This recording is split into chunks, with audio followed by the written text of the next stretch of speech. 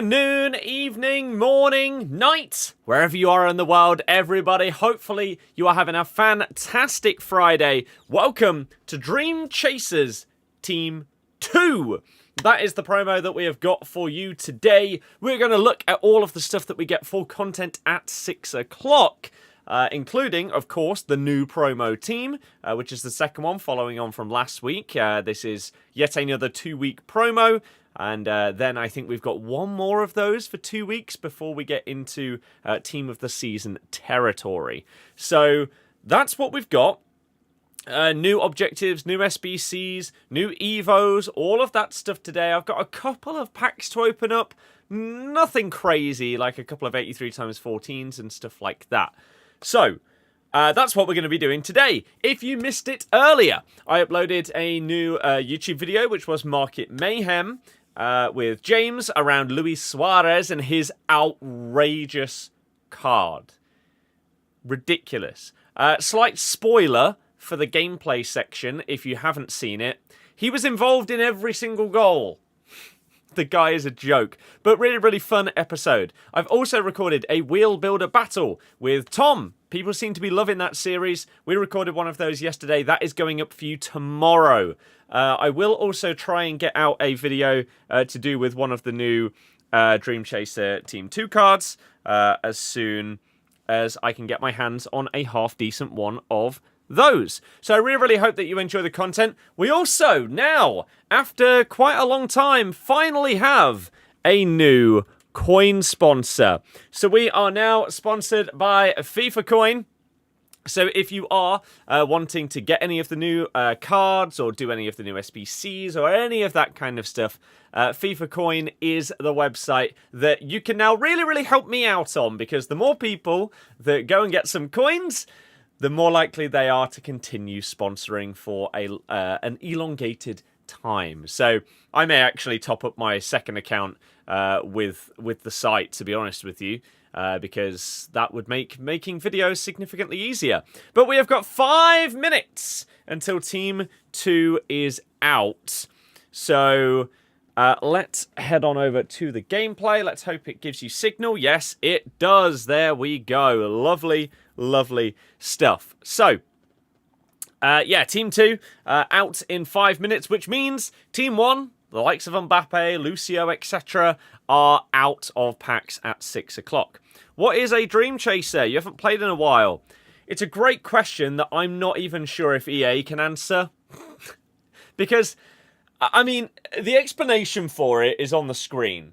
I don't know if you're watching on a device where the screen is big enough that you can read that. Maybe you can zoom in and read that. But basically, it's players that have either been good in the European competitions this season or historically have been good in them, and that kind of thing. Basically an excuse that instead of there being like team of the group stage, team of the knockouts and stuff like that, they've just brought these out so they can give Mbappe another card and stuff like that. So it's an EA promo, but yeah, the full explanation, if you zoom in, if possible, if you're watching on mobile, should be fine. So, yes, let me actually quickly get the coin command in the chat on YouTube just to make sure that it does work on there. Jack, hello, welcome. Mersab, welcome. You're going to be watching Market Mayhem later, or is a good watch? Yeah, I really, really enjoy doing them. And I hope that you also enjoy watching it. There you go. So, the discount code is BIRD, okay, if you are getting any coins at FIFA Coin. In the past, historically, on different websites, it has been Birdie, but now it is just Bird. Okay? Do I think the Van der Sar will be a Dream Chaser? Van der Sar is getting a Dream Chaser. I can't remember who's supposed to be SBCs and objectives, other than Gabriel.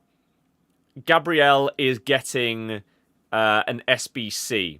Outside of that, I can't remember. I haven't been avidly following all the leaks and stuff like that this week. So on the YouTube thumbnail, it's actually the picture of everything that's leaked, but I haven't actually looked at that picture. So should we do that now? So that we see what is coming out in a few minutes' time. Also, Fruit, thank you very, very much for the resub on Twitch. People like yourself make a massive, massive difference, especially as now we are getting throughout this year. We are saving up for a house deposit. So any and all donations, subscriptions, memberships, all of those things are all going into the house fund. Let me show you the Dreamchasers then. So these are the cards that we're getting today. I'm not sure. I don't believe this shows any of the objectives or SBCs because a couple of people have also said Gerd Muller is going to be an SBC. So we have Xavi, Kaka, Thuram, and Van der Sar. So he's not an SBC. Mo Salah, Robert Lewandowski, Kimmich, Valverde. Kimmich might be a bit... no, he's going to be able to play in midfield. So all of these are going to be outrageously expensive. Nuno Mendes also going to be expensive. Alisson, meh. Leon Bailey, sure. Diani, Wendy Renards. I would need to check how this compares to her team of the year. Bunny Shaw, Harder, Weir, McCabe.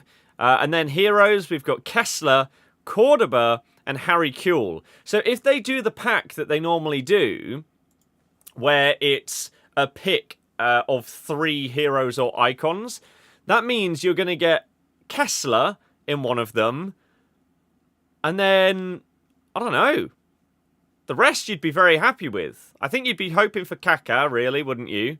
But the rest are great. We've got Ryan Cherky having a great season, Matthias de Ligt, Kubo, Bentancur, Pedro, Paredes, and Avila. So those are all the cards that are going to be in packs in just a minute's time. And then, of course, we have the SBCs, objectives, and stuff like that. Why would past greats be chasing their dreams? I think it's just for ones that were really good in those competitions in the past, like a Raul and people along those lines, really. That's how it works. It's worth it for a fellow Leicester lad. Support the local community. Hell yes. I appreciate it, like I say. It makes a big, big difference, especially with the house move. You know, the depressing thing.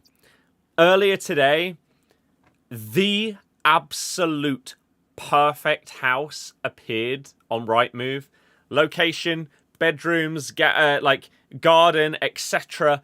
Everything about it is basically perfect, but we're just not ready. So unless either someone watching is a Saudi prince, a multi-millionaire that fancies helping out a couple getting their first house and wants to just drop like a 50k donation, you know, I'd take 10k. That'd be fine. Maybe even 5. Or it somehow stays on the market for months and months, which I think is very, very unlikely because it's so good. It's a shame. It is a shame. David, get the bank account. You know what? Yeah. If David fancies coming in with 125k, pretty good. Right. It's officially 6 o'clock, everybody. Here we go. Ladies and gentlemen, let's see. Alas, not unless you win tonight's Euro Millions, then no problem. That sounds good to me. That sounds like a promise right there. I'll take 1 mil out of the, what is it, like 170? Something like that. Where's Jay? Jay's rich. He could potentially fund a house deposit. Is he here? I'll promise to, like, I don't know, pay it back one day. Anyone? Here we go. So, new dream. No. Rasmus Højlund gets a UEL Dreamchasers. 202 mil. Oh, there you go. If I win, give you a direct debit of 10k a week for 5 months. Okay. Euro Millions winners. One of you here is going to go huge. Thank you for funding the house deposit. So, Rasmus, it feels like every objective they're bringing out recently seems to be double 4-star. And it's a bit frustrating. Especially because, like, these cards can't get upgraded. I guess, to be fair, they are also bringing them in at ratings, which means they can directly fit into Evos. Like, there is probably something that Højlund can go into right now. Even outside of that 500k Evo, there's probably a lesser one that fits him. So, You know what? I guess it could be worse. I'm really intrigued if they do anything different with roles throughout the remainder of the year. It feels like we've got to the point very, very early of players basically being the best possible player in terms of the roles for their position. So, is there a world where we actually end the year with +++, or something like that? I don't know. If you get the deposit, you'd buy the house for us. Right. Well, I love you all. I love these promises. Roger, hello. Welcome to the stream. What have we got in terms of SBCs? So, here they are, right at the front. UCL Dreamchasers, Gabriel. If you did the Team of the Year free, like 92 rated Team of the Year Evo, I'd be really intrigued to see how this card compares to it. I know a lot of people would have done Saliba instead of Gabriel, so maybe that's actually now going to be a dream partnership for Arsenal past and present. But Gabriel, of course, 6'3", 3-star, 4-star, can only play at centre-back. Would have been cool if maybe they randomly gave him CDM or something. But very, very nice card. Really good play styles. It does feel like if you're bringing out a 93 centre-back, though, maybe they should have like all the defensive play styles. Maybe you could even give them something different, like a relentless or a press proven, just to sort of spice things up a little bit. I know you're giving him pinged pass, but And then, as I say again, ++ on all of the centre-back roles. So it feels like we've hit the ceiling of roles pretty damn high in the game cycle. Like, we're basically pretty much bang on halfway through the game cycle, maybe a little bit past that mark, and yet this is already maxed out. So are we gonna see an improvement on roles between now and September for FC26? If not, they're going to be a bit irrelevant for the remainder of the year because everyone's just going to have perfect roles. So Gabriel coming in at 4 squads, 85 with an inform, 85 with an inform, 86 with an inform, and an 87. It also does sadden me a little bit that after all this time, they never allow you to put anything other than informs in. Like, it could be any special card. Right? What's the difference between a Team of the Week and a random FUT birthday or Fantasy FC card? Is it a way to try and keep Team of the Week relevant? Even though the only time that they go above a bare minimum value is if some crazy SBC comes out. The vast majority of the time, informs are just not really worth anything either. So, I don't know. But it's not crazy expensive for Gabriel here. If you are doing Arsenal past and present and you don't already have a crazy Gabriel card, then it might be one that's worth building towards, right? You have Lucio and Van Dijk Team of the Year already. Yeah, you don't need this one. I feel like centre-back is a position where a lot of people, they don't need more, right? Unless you are a past and present player or something like that, in which case this may fit you perfectly. But for the average person, they're probably pretty set in that position. It's why, and I know they're not even comparable. We'll look at Gerd Muller in a second, by the way. But getting to level, is it 10? Like, I took Kessie instead of Koulibaly because there's so many more centre-backs that get such big boosts. That seems like it's completely irrelevant, whereas you never know with Kessie. Might be a bit better. Right. Gerd Muller, then.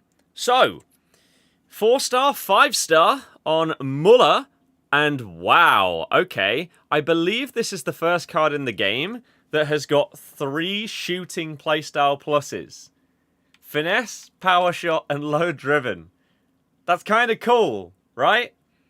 And it's not even just that. You give him Trivela, first touch, press proven, aerial, trickster's fun, rapid and technical. Wow. The rolls, basically perfect because no one runs false 9.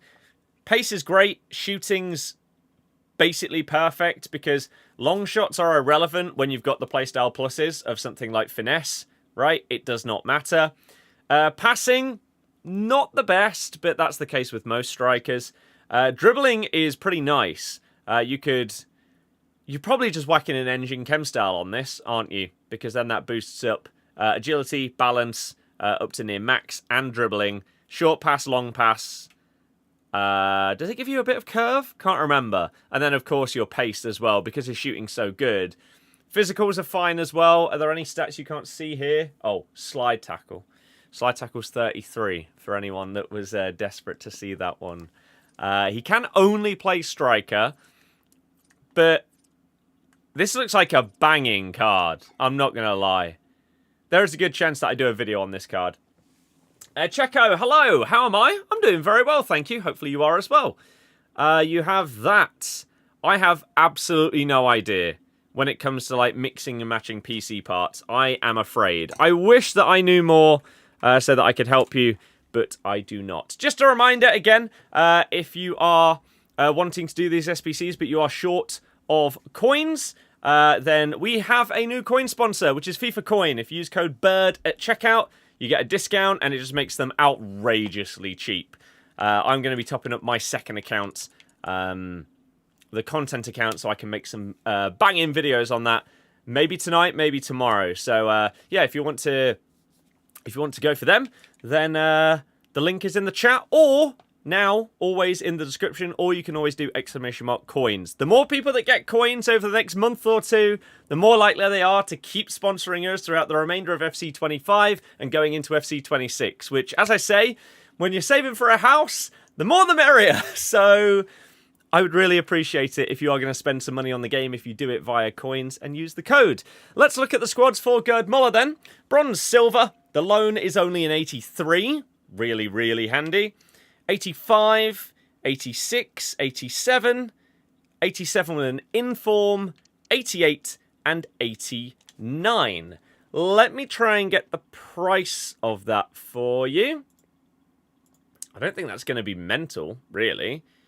SBC. Oh, Beckenbauer's on the market for like $500,000. Goodness me. Gabriella's coming in at 180,000 coins. Gerd Muller's coming in at about $500,000 if you have nothing in your account. I really don't think that's that bad, if I'm honest with you. So there's Muller, there is Gabriel. Let me quickly see if there's any upgrades, and then we'll check Evos as well. 85 triple, I don't know if that is new. Basically, he's the same price as the big striker Evo. Yes, that's a good way of looking at it, to be fair. Someone said that there's a different objective as well. Let me... What are we talking about here? Because you've got your daily play. You've got Haaland. How do you do the Kaka... What was the question? How do you do the Kaka objective? Win 3 matches in any game, and you get him on a 10-game loan. Well, there's a video sorted. We'll do a video on Kaka. Do you have to then use Kaka? No. So you just get him on a loan for winning 3 games. That's really, really good. What does Kaka look like? He is double 5-star. Cam or striker. Really, really good stats. Again, an engine for a cam makes this card absolutely unbelievable. His physicals are really nice as well. Finesse, rapid, and low driven plus are great playstyles. Relentless, quick step, first touch, press proven are fantastic. Power shot's a bit irrelevant at this stage of the year. Tiki-taka, ping, pass, and incisive, though. There is one thing that I think that this card is lacking, and that is technical dribble. However, with how good his dribbling stats are, and the fact he obviously has 5-star skills, maybe it won't be too much of a problem. Some nice rolls as well for this card. Yeah, I want to do a video on him. Absolutely. Oh, speaking of videos, let me press... Oh, we need to press that button in 1, second. There we go. We are done with that. How EA don't give Brazilian technical? Hey, it's EA. They do what they want. They do what they want. Evolutions.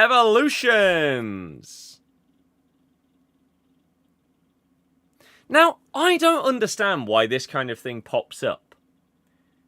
And I'll show you why, right? Evolution from winger to midfielder has expired. Sure. The problem is, I went to, I don't know, let's say this, right, expires in 6 days. I had that winger to midfielder one that was in my Evos earlier, and it said it had an hour left. So I went to put a player into it, but it said it had already expired. And now it's just popped up saying that it's gone. I've had that in the past as well. When an Evo's got an hour left, I can't put anyone into it. I don't really understand that. But let's see if we've got any new Evos today. Whether it is paid or free. The game was massively struggling there. Flash Step is down to the last 24 hours. If you do want to put anybody into that one. Maybe like some people combine it with Spin Cycle. Anything? Center Stage. They're loving left-sided players right now. It feels like we've gone quite a while without having left-sided Evos, and now they're just bombarding us with them. So take the lead role and turn your left mid into a center attacking star. Okay. Add the cam position to a qualified left mid and boost their technical attributes along with 5-star skill moves, Rapid Plus, and Trivela Plus. Trivela Plus is dead. That's... You don't need it. But okay. So, let's have a look. What kind of cards can fit in here? We've got this Eze as an example here. However, he is already a cam. So let's choose someone that does not have cam as an alternate position. Let's go for... it's someone like this Lino card, right? He's already got really good stats. So the question is, what can they go up to by putting him into this paid Evo? So, he'll gain a little bit of pace, a little bit of passing, 1 physical, gets rapid as a playstyle. Okay start. Dribbling goes up by 2. He can then play cam. 2 balance. Shooting maxes out at 89. I'm not sure what I feel about that. Ping pass, base. Okay. Pace maxes out at 90. Passing maxes out at 92. Are we saying dribbling? Dribbling might max out. Yeah.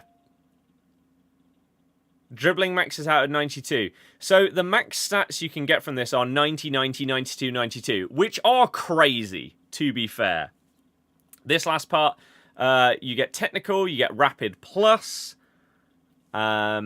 Skill moves takes you up to 5-star. You also gain Trivela. And then to end it off, you get a little bit of composure and reactions. And Trivela Plus if you only have 2 playstyle pluses. You do also get some physical, which maxes out at 85. So, it's not bad. I don't know, like, because there's been multiple left-sided Evos that have come out recently, I don't know exactly what the best players are going to be going into this. Is it someone like a Richarlison that happens to have a left mid position, but is normally a striker? Like, if we put him into this, he ends up coming out as this 92 rated striker with double 5-star that can now also play cam, right? And has really nicely well-rounded stats. Is that the kind of card? Or do you utilize this as part of a chain? I'm not entirely sure, and I think we'll have to have a little look at this one before... Because I need to go through some of these paid Evos and figure out which ones I think are actually worth doing and putting some players into. But there's going to be some cards that come out of this looking pretty damn nice. I mean, even someone like a base Son, right? If you don't have any of his special cards, then this would probably still do a job, right? Double 5-star Son. That would actually be a banger, right? So... Okay, do we also have a free Evo, though, is the next question. We do. Bomb forward. Own the touchline and supercharge your attack. Overlap or underlap. Make sure your right back can do it all by giving their attack a boost, along with attacking rolls and the quick step plus playstyle. Okay, so max 89 rated. I do already have Ricky P going up higher than that, sadly. Let's take a look then at someone like Alex Scott, who is on the higher end of players that can fit into this, and see what she's going to get. So, pace goes up to 93 at the most. Dribbling can go up to 92. That is really high. Defending, up to 87. You'd be hoping that your right back is probably already up at about that mark at this stage anyway. Shooting can go up to 78. Passing can go up to 88. That's pretty damn good. Physical can go up to 87. Nice. So if you're going for more of a proper wing back, then this could be pretty good. You do get anticipate as well, which is really nice. Again, pace can go up to 93. Shooting maxes at 78. Physical 87. You do go up to 5-star skills, so that's pretty cool. You get rapid, and then you get another dose of that pace, that passing and dribbling to try and take them to 88 and 92. Intercept, Trivela, and Quick Step Plus. So, if you're utilizing your right back in a role where they're getting forward a lot, then I feel like this is significantly better than someone who, like myself, I don't really utilize my fullbacks a crazy amount in attack by having them like whipping crosses in and stuff like that. But if you do, this is a really good one. For a free Evo, for those of you that may use more defensive-minded players, I guess it's not harmful in any way to give them better passing and dribbling. Like, look at those dribbling stats on this Alex Scott here. They are absolutely fantastic. So that kind of thing could be really helpful. And I guess starting out attacks from the back, the passing boost will still be okay. You're just not getting monster boosts in defending and physical. I think the best case scenario here is you have somebody that already has really good defending and physical, and then you're boosting up their other stats. But I'm not sure how niche a player you're going to have for that to really be the case. I think it's just a nice boost for a lot of cards. I mean, the question is, how much do you go up? Because Alex Scott has already got really high pace, okay passing and dribbling. If we go for someone like Base Carragher, he only goes up by 5 pace. And his dribbling goes up from 67. His passing starts off at 68. His dribbling starts off at 67. So passing goes up by, was that 7? And dribbling goes up by 10.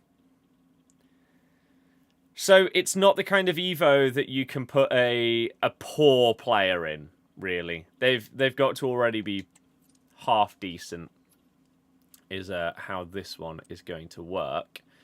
Let's quickly have a little look if they have updated the squad battles in order to be able to see the new squad.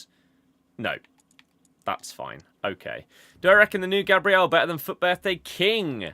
Honestly, I have not used King, so I don't know how good he is. Gabriel looks great, but I feel like unless you've got pretty poor centre-backs, you probably won't have too much need to do him. But you really enjoyed the video earlier? I am very glad. If you enjoy them, make sure you give them a thumbs up.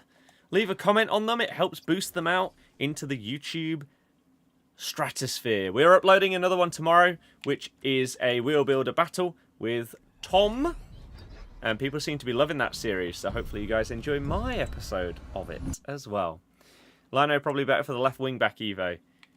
Yeah, but we're just having a little look at what the top end players that I have in the club could look like going into it. So we've got a couple of packs. Done really well, nearly at a K already. Yeah, that's solid.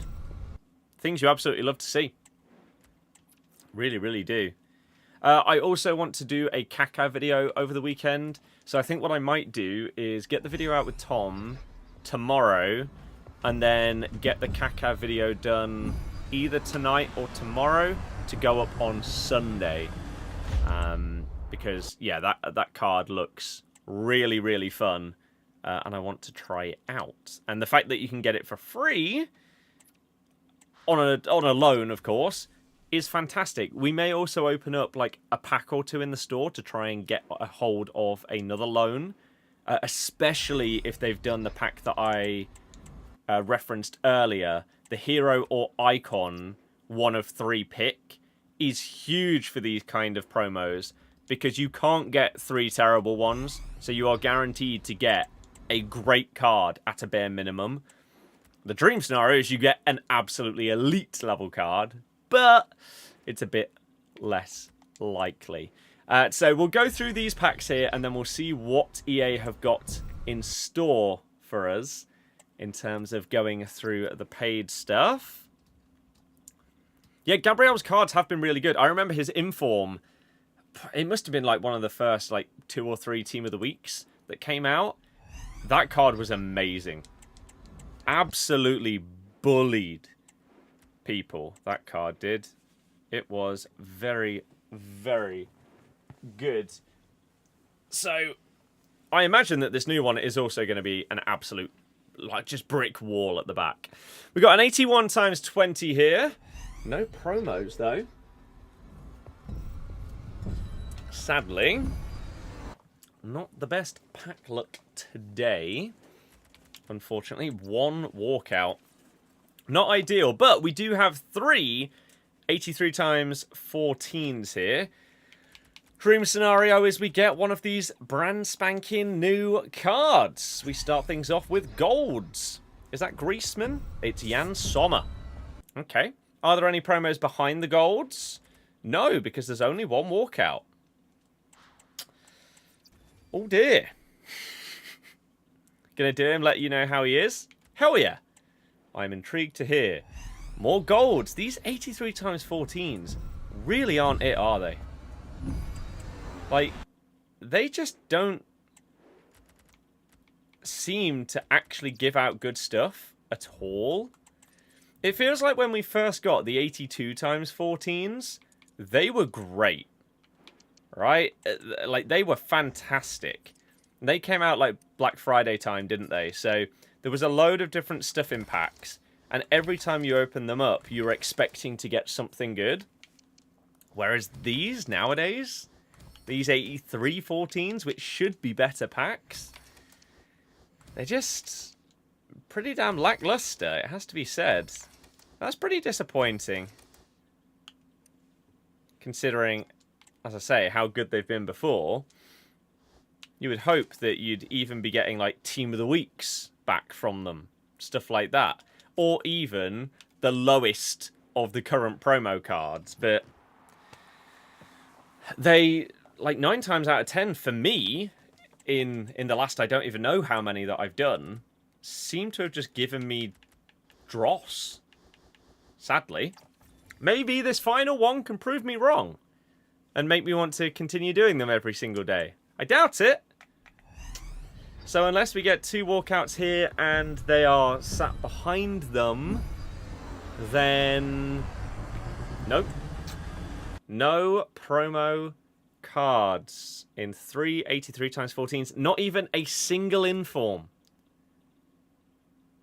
We didn't get 1 double walkout. No informs. No Dreamchasers. Pack luck is dry right now.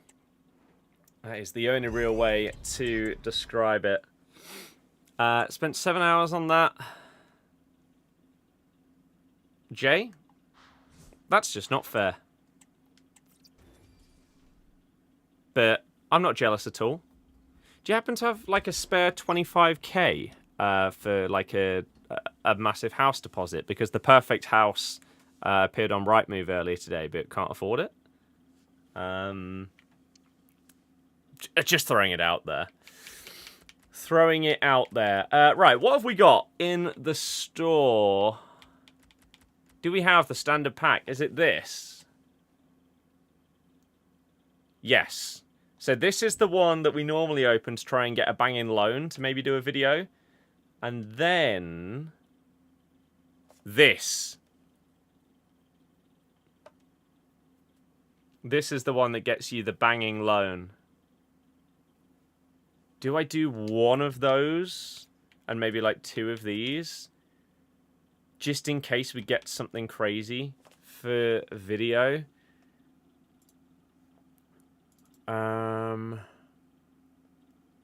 Golf balls for you. Potentially some clubs. Hey, that'd be sick. I don't actually have any golf balls right now. If you streamed on Kick, you would get Kick Creator Incentive Program with 200 to 300. You'll probably make around 3 to 4k a month. Nathan, there's a slight problem there. One, we don't get close to that many viewers. And Kick is not the kind of platform where if you stream on there, you're suddenly going to quadruple or 10x your viewership. That's not what happens. In order to get partnered on there, to be part of the incentive program as well, you have to have like 75 subs as well as a really high viewership. It's really, really difficult to become a part of it. So, unfortunately, yeah, it's not really feasible. 10k if you win the Euro Millions. That sounds good. That's 3 different people that have offered to help if they win the Euro Millions tonight. That's pretty cool.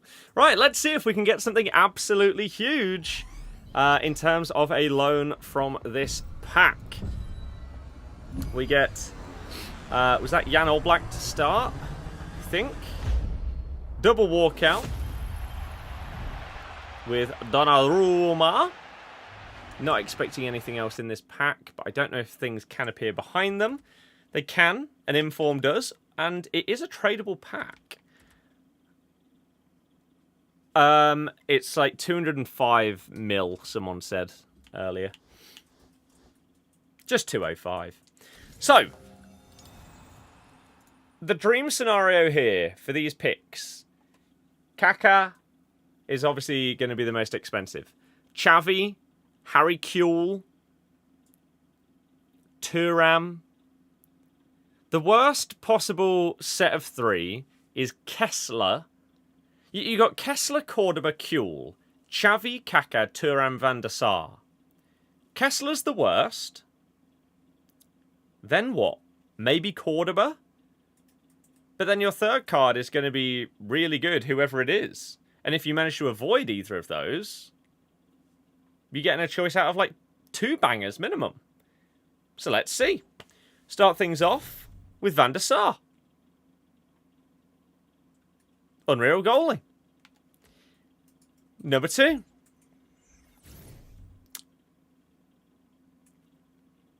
Well.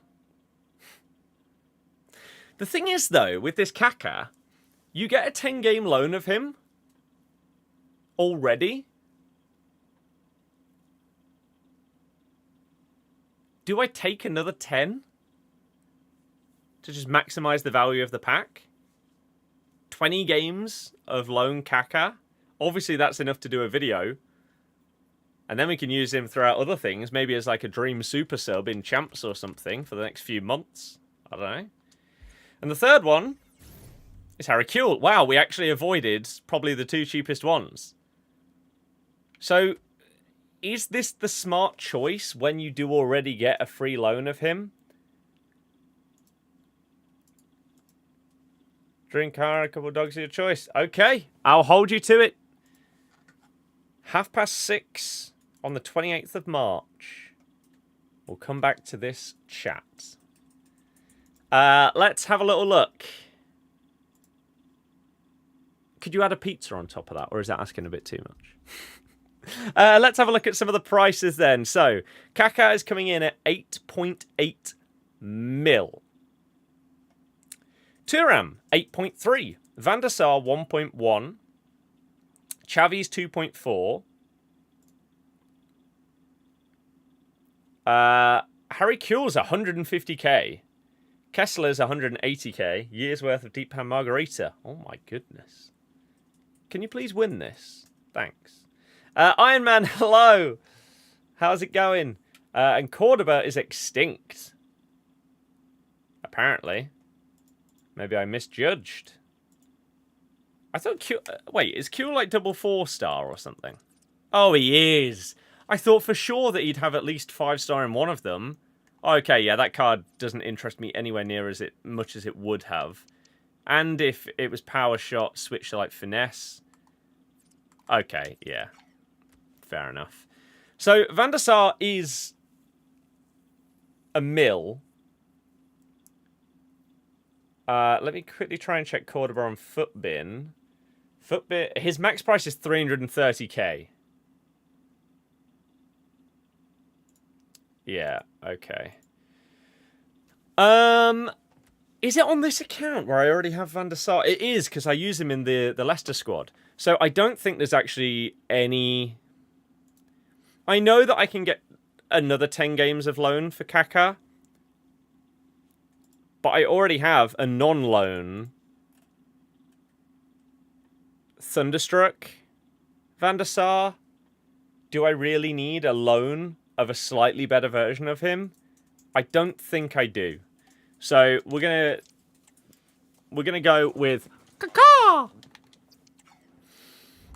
Mr. Kaká, and that means that I can start the video even earlier on him and figure out exactly what I want to do. You don't know what you do? Like, honestly, I don't think anyone knows what they do if they get 200 mil out of nowhere. It's just not... It's not a reasonable amount of money to have even ever thought about, like, what you would do. Do I have space for this now? Yes. 84 is minimum, 85 inform, and Kaká on loan. Hell yeah. Okay. Tom's video has gone live. What it would look like in a bank account. I know. Okay. So, let's do 2 of these as well, in case we can get a monster player. Like, we've just got the most expensive icon loan. Can we do the same for the player? To do, like, a crazy video on them? Let's find out. Probably not. What's Pedro looking like? 4-star, 5-star? It's not bad. It's definitely not the worst. You've got a good idea. What is the good idea? Another 93 rated goalkeeper. Okay. And the third one, Bentancur. Double 4-star. That feels like they've been really harsh on his card. In terms of some of the stats and like how much higher they could be and how much more well-rounded. I have no idea who's... Like, are any of these going to have any kind of value? Probably not. Let's have a quick look. Pedro's 43k. Bentancur is 58. Alisson's 226. Well, we take Alisson. Hey, he would also help with the challenge videos when we need a high-rated goalkeeper. He's now the highest one. What to do with 200 mil? Oh, right. I see. Right. So, no Dreamchasers for me today, outside of loans. Sadly. Pack luck has been shocking. Wow. 583s. The worst it could possibly have been. Are the loans any better in this one? Nope. Bottom of the barrel. Bottom of the barrel. Wow. Why couldn't the players from the previous one have been split into this? That is shocking. Okay, well, you can't always have good luck. Gary, it does feel like that. Just bought 15 lucky dips. Get ready for the house. Oh, I'm ready. I am so ready. Sweet 16. What's this one? 25 times 84. Okay, let me quickly see what upgrades there are in case I want to put any of the players that we've just got in there. The 85 triple upgrades. 283 squads, 1 million inform. You know what, we'll do one of these. And we'll see if it pays out. I mean, I highly, highly doubt it. But you never know, right? Just like the lottery. You're not going to win it. But someone has to. I mean, they actually don't, sadly, is how it works. They don't actually have to win it.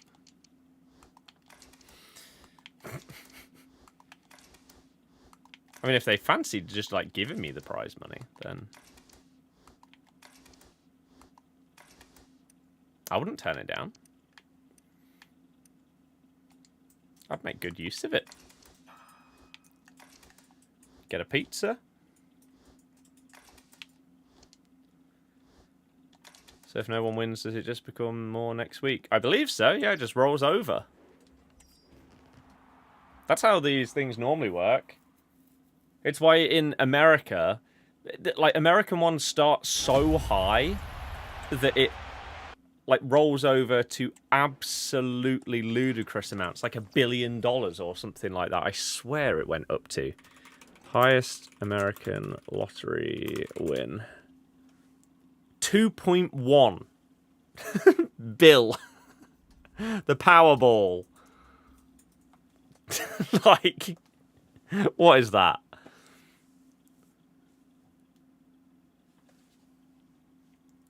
$205 is the largest jackpot in the Euro Millions. Oh, does that mean tonight is, like, joint highest?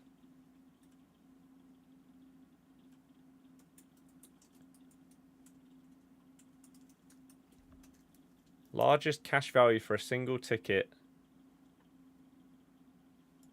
2.04 billion Powerball in 2022. 2023, 1.76 bill. What's the highest outside of America? Or are these all American? I guess they are, right? Because they're the only ones that go up that high. Oh, Europe. The highest in the UK is 195 mil. And that was the Euro Millions in 2022. The next highest in the UK was in 2010. And that was just over 100 mil. That is one hell of a gap. 12 years. Wow. Coffin, yeah. Before 6 o'clock, you packed Harry Kane. It's a lot easier to do so before 6 o'clock, unfortunately. Oh, wait. No, wait. Harry Kane... Wait, was Harry Kane last week? Oh, he was. You know what? Fair enough. Fair enough. That is pretty damn sick. Untradeable, I assume. Untradeable. 92 McCabe. It normally feels like on a Friday night, there's multiple people in the chat that are packing something half decent. Today? Feels like the pack weight on these Dreamchasers is not good. They seem really hard to obtain. Like, even the bad ones are really not popping out of packs that much. It feels like there are certain promos throughout the year where EA just decide, you know what? Every other pack that you open, you're going to get one of these garbage fancy FC cards or something like that. Whereas in other promos, nothing. All week, basically nothing. 85 times 3. Golds. Goodness me. Just shocking. Have Ronaldo, Bale and Evo R9. Who should you play on the wings? Who should you play up front? The person that you play up front should be the best one out of the three. Is the simple answer to that question. What I would say you ideally want is the wingers to have finesse, so you can cut in and finesse onto the left foot of a right winger and right foot of a left winger, and then your striker through the middle can have whatever. If you've evoed R9, does that mean that he's got finesse and low driven? In which case maybe he goes through the middle. Whereas the others might both have finesse. They play on the wings. Iron Man, yep. Katie McCabe. So, I think... Oh yeah, I finished a couple of Evos. I did Madder's SBC. We've Evoed Kramaric all the way up to a 90. Who else did I finish? Or have I not? I thought I finished someone else.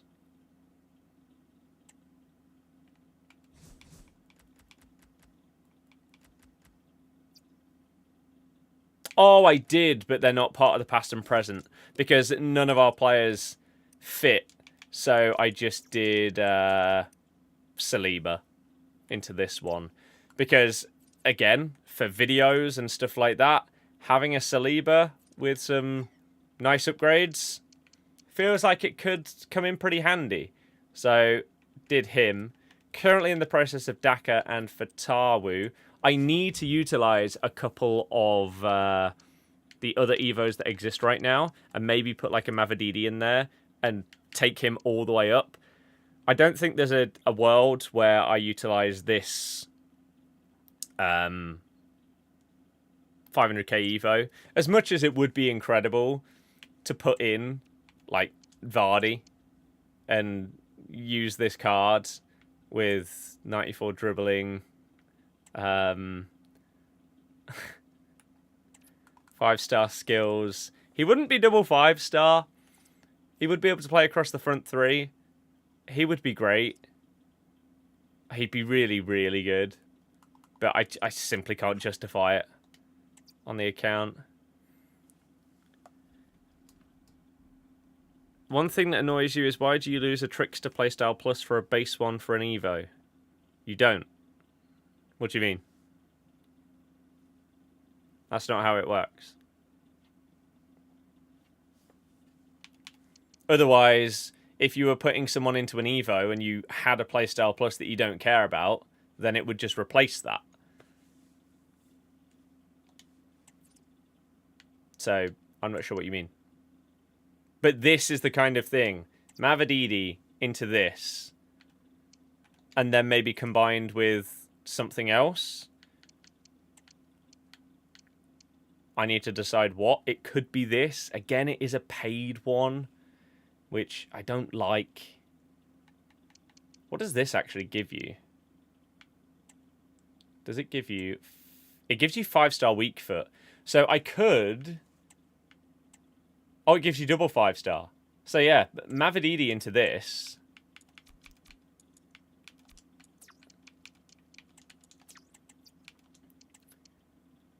Is most likely what I'm going to do here.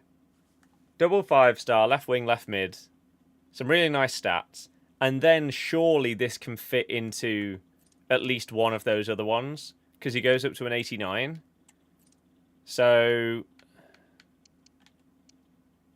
That's max 89. He'd fit into that one. What would he gain, though? Rapid.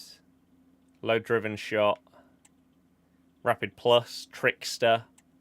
Low-driven shot plus. That actually wouldn't be bad. Oh, no, he wouldn't, though, because he'd get rapid plus first. So he'd have technical and rapid. He'd still have base low-driven. It wouldn't be the end of the world. This one, again, this is what I mean. They just went crazy with the left mids. This one means that he can then play left back. So I don't think that I'd really want to go with this one because I'm not playing Mavididi at left back. We then have this new one, So this one would give him, yeah, some boosts. Rapid, pinged pass, technical, rapid plus. So he'd have technical and rapid plus again. He'd gain Trivela and quick step. He still wouldn't have any shooting playstyles. So I don't know if this is the one to go for. I'd maybe have to go for this if I was going to go for a paid one, to at least give him low driven shot. The dream is finesse, but I don't know if... What does this give you? Trickster, ping pass, incisive pass, long ball pass. I mean, that's not bad. That's centre back, CDM, right back. So I'm going to have to choose. But he's definitely going to have to go through this first, I imagine. Unless it's somehow more beneficial to go through in a different way. I'll have to have a look. Might sound stupid. What's the difference between Euro Millions and the Lotto? Absolutely no idea. Couldn't tell you. I've probably done it like a combination of like all lottery things, somewhere between 5 and 10 times in my life. So I could not tell you, unfortunately, these things. To know, Evo and Neymar in the 100k Evo loses the plus for a base. How is that a thing? I've never seen that before. Greenie, hello, how's it going? In the 100k Evo. This one. No, wait. This one. No, which one? Where are you putting him? Base Jevi Zinio fits in the Evo. That's sick. What 100k Evo are you doing?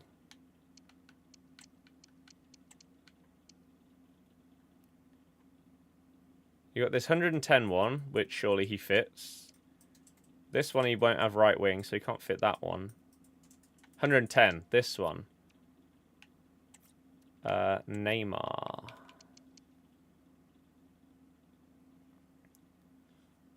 So you say that he loses Trickster Plus for base Trickster. No, he doesn't.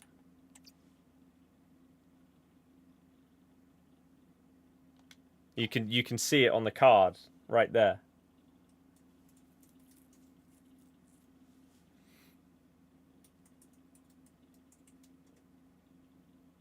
If he was losing the Playstyle Plus, he would not have it on the side.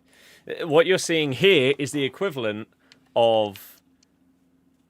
like when you've already got the maximum amount of Playstyle Pluses, and it sort of like highlights it in a different way to say, you won't be getting this. It's basically the same. Like it says with Flair and stuff here, right? Already did a past Evo on Neymar you got from the past cup. Evo is 90, Neymar 92. It doesn't matter. There's a reason why it still shows it on the side of the card. Had any good pulls recently? No. No. Not that I can think of off the top of my head. Let me just quickly check my main... Actually, that's sort of a lie, isn't it? I did get Hullet from an icon pick. And so now every game I go into, people think that I've done his SBC, when in reality I've got this one. But that was from, yeah, the SBC icon pick. Have I had anything from an actual pack recently? That Schlotterbeck is okay. Loan.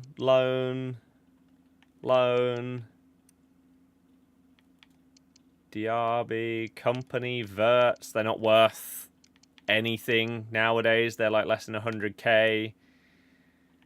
Pichon. Inigo Martinez is an okay one, but again, it's not a great pull, is it? Koeman, I think, was from an icon pick. Thuram was one that looked amazing, but then just didn't sell for anything, despite that card being a monster. Yeah, we got to head back.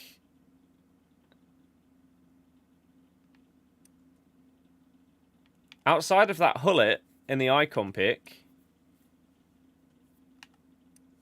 this Pavard, and I got him twice. He was a couple of 100k.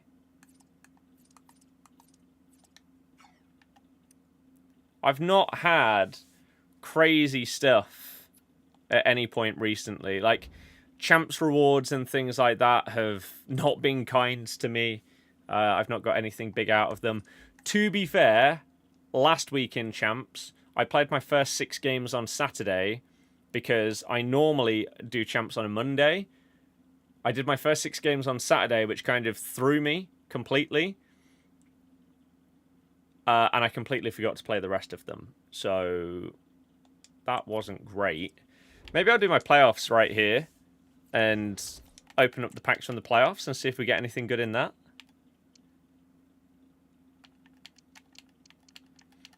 But 95 came from Div 6 rewards is crazy.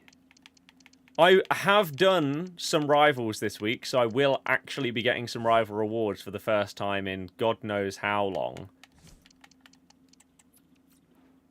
But on the content account, I think I'm going to buy some coins in order to just boost that up a bit. Now that we have got our FIFA coin on board, hopefully some of you guys that do get some coins will be able to check them out.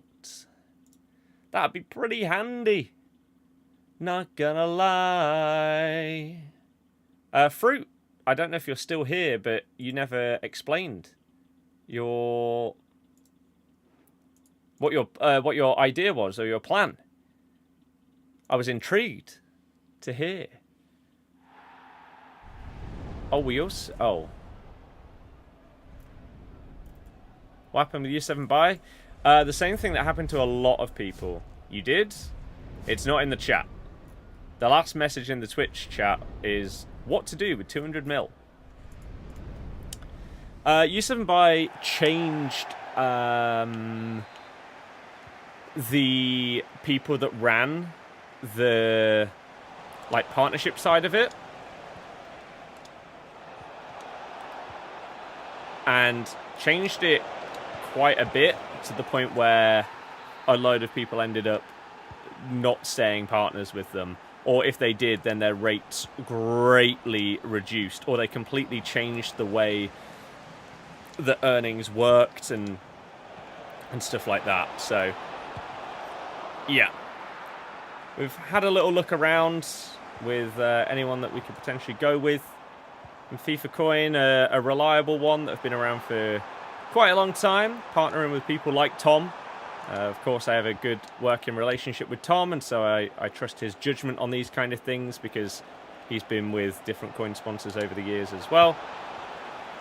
And so, yeah, anyone that does get some coins, hopefully, can start to look in that kind of way. Or that direction of exclamation mark coins. And of course, we'll feature it in our videos and TikToks and stuff like that. And see how it goes. Obviously, you got to buy the house, then travel the world, seen a bit, but there's still a lot more to see. I think that is probably a very common answer for anyone that would win something like the lottery. House, car, like dream house, dream car kind of thing, are probably the two most common choices of what people would spend the money on. And then I think a huge amount of people would say traveling in some way, holidays, etc. going on some crazy trip to the Maldives, the Bahamas, all of these kind of things, and going and seeing more of the world.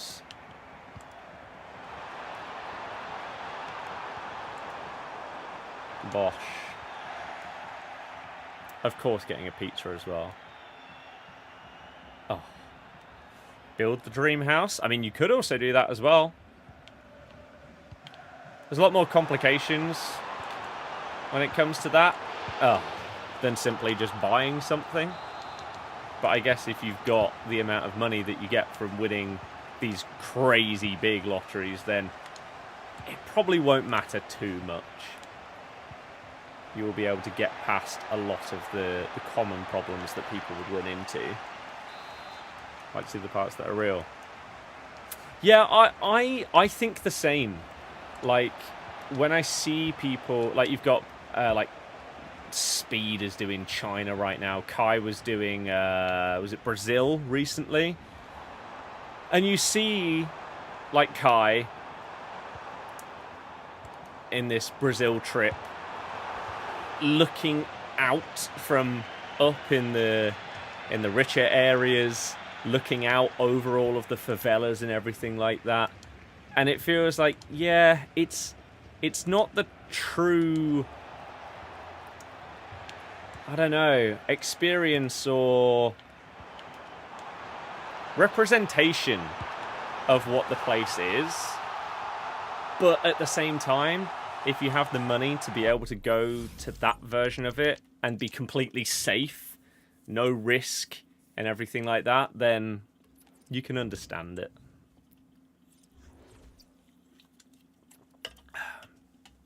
Callum, not really sure who that is, to be honest with you. Doing well for himself, always out in different places. I slightly know who that is, but I saw a very small set of clips of a couple of the vlogs, and it just didn't seem like my kind of content. That's the same for a lot of people, to be fair. The sense of humour that is used in a lot of people's videos and streams and stuff just doesn't align with mine, because I don't find stupid stuff that funny.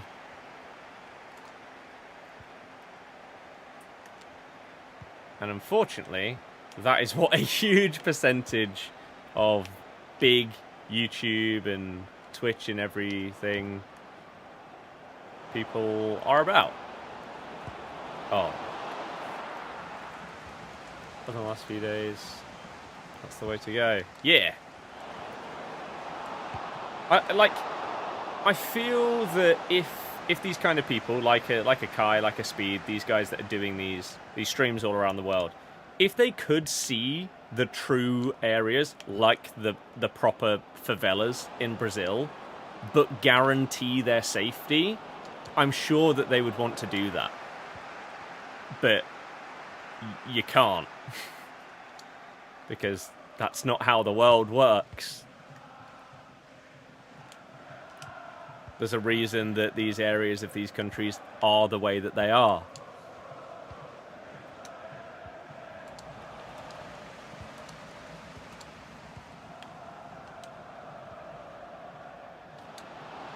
Like, one of my mates went to a friend's, I think it was, wedding in like South Africa, and they were advised if they want to go from one place to another, even if it's literally just like across the road and down it, to take a vehicle.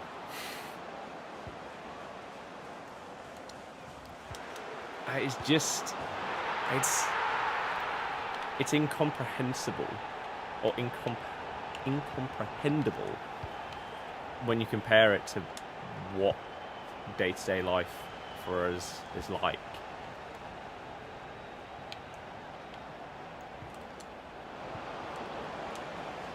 That you would never think that that is a reality or possibility anywhere, that you would need to do those kind of things. But it is. And it's mad. When will Team of the Season come out? Team of the Season is set to come out... I can't remember the exact date. I think it's the last... I think it's the last Friday in April. It's like the 25th or something like that of April. Got attacked for no reason at all. It's a bit mental, isn't it? Oh my god, this guy's team is crap. But these two centre-backs seem to be stopping so much more than they should.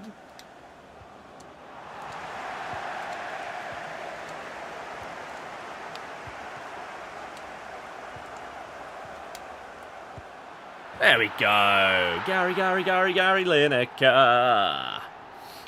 What a card, by the way. I don't know if his price has gone up at all since FUT Birthday.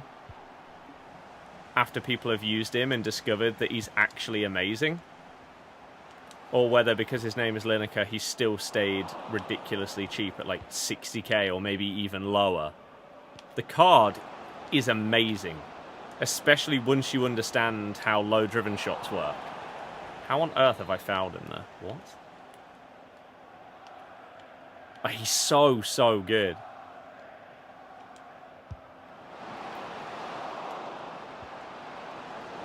I don't really understand why they've tried to pass that. But why has Van der Sar not just caught that? Why has he palmed it down straight in front of himself? The madman. Oh, what a first touch. Harry Kane. That is GG. You love to see it. Thank you. And that right there is...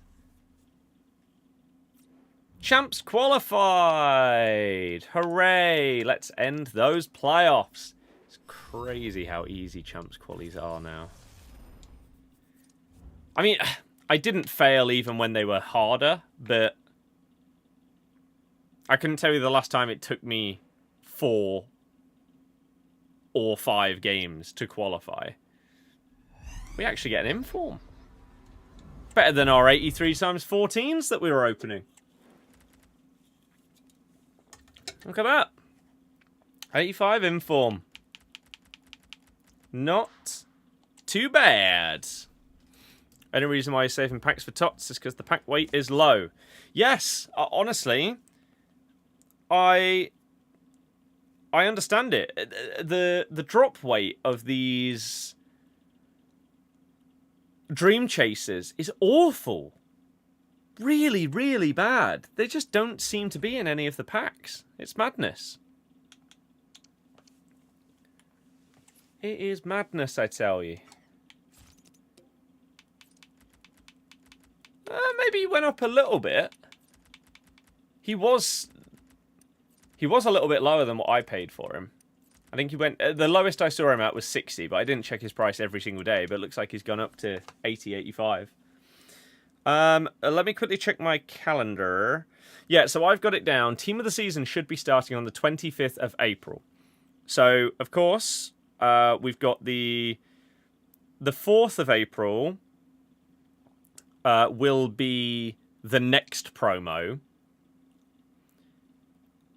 Oh, where did I find this? All FC24 promos.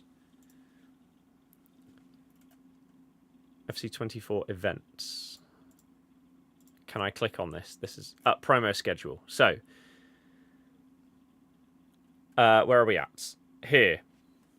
So, last time, we had Galazzo as a promo, and that came out on the 29th of March, and then Team of the Season started 3 weeks after that. In FIFA 23, FUT Birthday ran... Did FUT Birthday run for a month and a half? What? Unless they just haven't noted down what came in between. That's surprising. But yeah, Galazzo lasted for 3 weeks and then Team of the Season went live. So we're assuming that whatever follows a Dreamchasers, either we're going to get 2 promos before Team of the Season, or 1, but it lasts 3 weeks. Because of the standard start date of Team of the Season, it lines up with the 25th of April being the expected start date this year. Because it's normally the last Friday in April. But who knows if they're going to do it slightly different this year. Last year, we, of course, also had we lost Community Team of the Season. And we instead got Team of the Season live for the first week. So it will be intriguing to see if they do that again or if they bring back Community Team of the Season. I think they might as well do live, considering the Team of the Season starts as the season is still going on. I don't mind it. The question is whether it is going to be the 25th or not. We'll obviously have to wait and see. As I said previously, in terms of the content that you're going to get from me over the weekend, in terms of videos, we're going to be doing the Wheel Builder Battle with Tom. That will come out tomorrow. So you'll be getting that. That's already recorded, and I just need to edit it, which is not going to be hard. I can do that later tonight.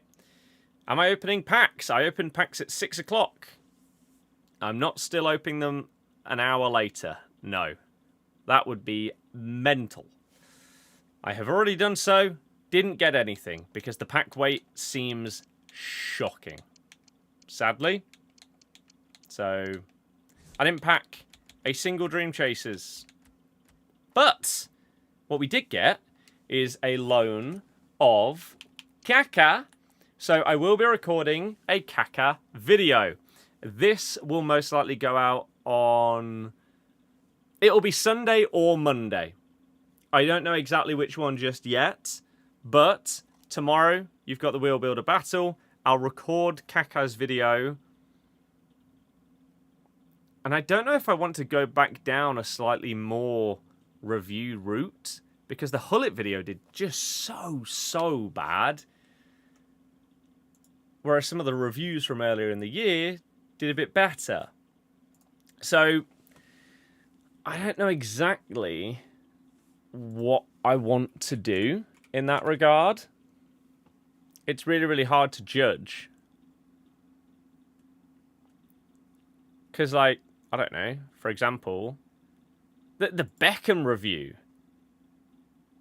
earlier in the year did fantastic. And it has kept getting views throughout the year.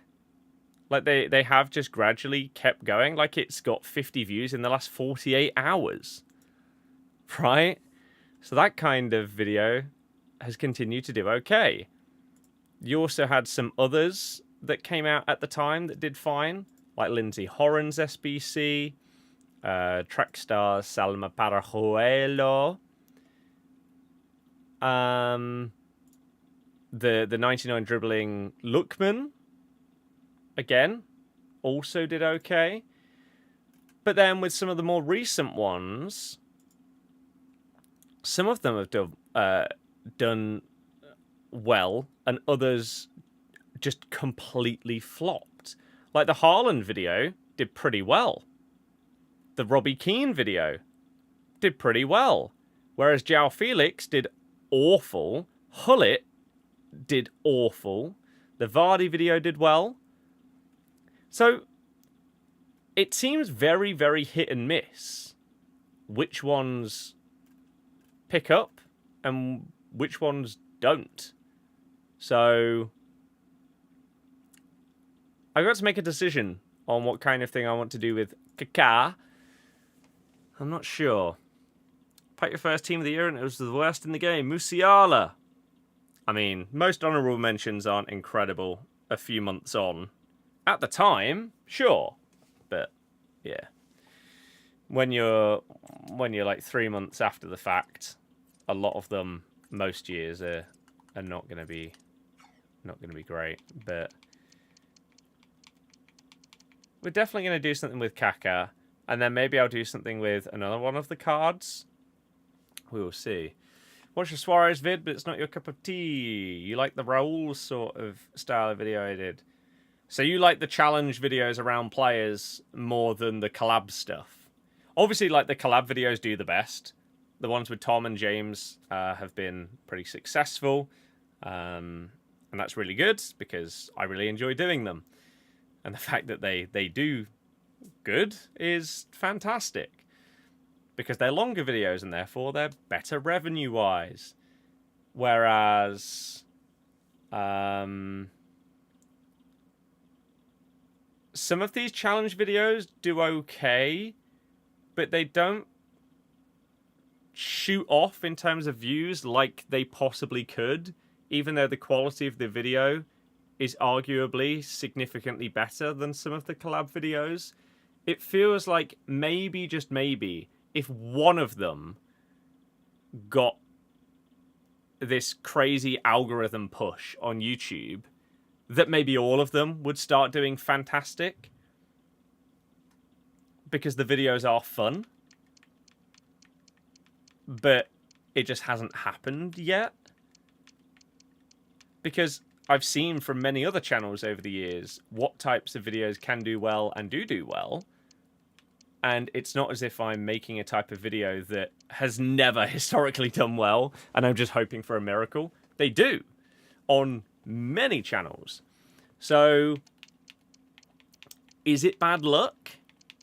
Is it something that I'm just not quite doing right, but then we're not getting any feedback on it because the video doesn't do well, and so therefore you can't change that for the next one? That I think is the hardest part about YouTube, is if you're trying a type of video but you can't get feedback on it to know exactly what is good and what's bad about it, other than trying to rely on watch time and retention and things like that. It's really hard without pure long trial and error tests to figure out what the hell to do. But that's part of it. It's always been part of it and always will be, really. It's the same with the football channel. Sometimes you put out a video that you think, oh, okay, these do quite well. But then you put yours out, even if it's edited in a similar way and stuff like that, and it flops a bit. But then you put out a different type of video that maybe is lower effort, but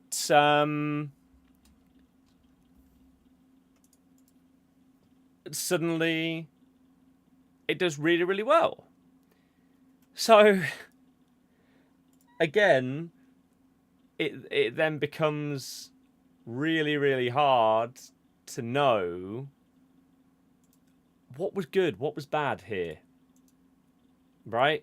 Whereas if you do get a video that does very well in terms of views or whatever, then you're going to get more comments, and comments are obviously the most helpful thing when it comes to figuring out what to do with a video if you're going to try and do a similar one going forward.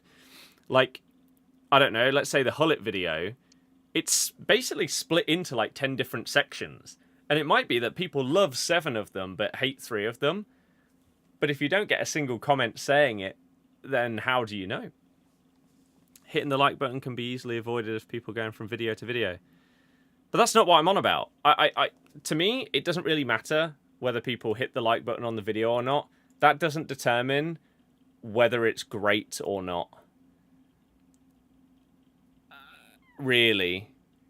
Because you could put a call to action in there of saying, hey, if you enjoyed it, hit the like button, and that will boost the number significantly. That doesn't mean that people actually enjoyed it more than a video where you didn't say that and they didn't hit the like. The best ones are the comments. And so on the Hullet video, we only got 2 comments. Both of them were good. They were positive. So, and the like ratio was better than on some of the other ones that got more views. So what was the problem with it? Why didn't it do great? I don't know. It's really, really hard to say.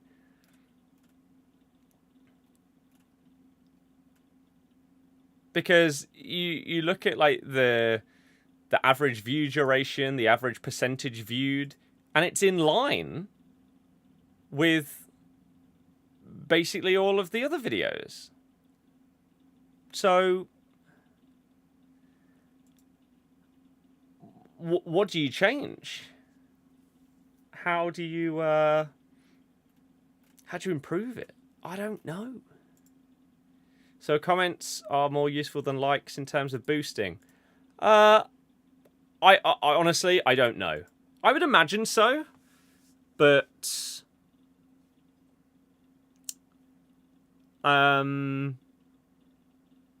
it's not completely clear. But I would imagine so, because there's normally less comments than likes or anything like that. Same with TikTok. Comments on TikToks and like saves or favorites are much better at boosting the video out than liking them. 100%. Really like the Leicester vlogs? I'm glad that you do. Next one will obviously be whenever our next home game is. Not this weekend. Not. Then we play City in the week. Maybe it's like a week tomorrow or something like that against Newcastle, where we're going to get absolutely battered. Would be nice to have a bit of a debrief at half time. I have done it in the past, and I might do it again. Like, I've gone downstairs and done a little like minute or two to the camera, and I might do that again. I also want for the next one to bring back this little microphone, so you can actually hear me a little bit better in the ground when I'm making comments about like a player or a clip or something that I've just recorded and something's just happened in the game. Sometimes, if the crowd are loud or something is happening, then it's harder to actually hear what I'm saying. And again, the same at halftime, if they were playing like music or something like that, or whatever was going on, it can be harder to hear. So I do want to bring this back and utilize that just to make it a little bit better. I would love to be able to also do more in terms of like the intros, in terms of like going to the game. But the thing is, it's the same every single time because it's home games. I think that's why some of the away vlogs do really, really well. The Everton one did very well. The Newcastle one did really well. And I think that's partially because you have the sort of like travel aspect and your journey to the game as part of the video. Whereas if you're going to a home game, then again, if someone watched the previous week's home game vlog, they're going to get the same intro because you're doing the same journey. There's nothing different. It's always the same. So that's why away day ones are really, really fun. Because you do get that aspect of it. Like, for the Everton one, we went and saw Anfield as well as part of it. You're seeing a new, different stadium at Goodison.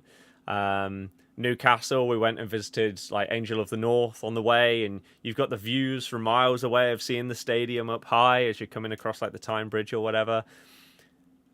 Those things are really cool, and I like those elements a lot.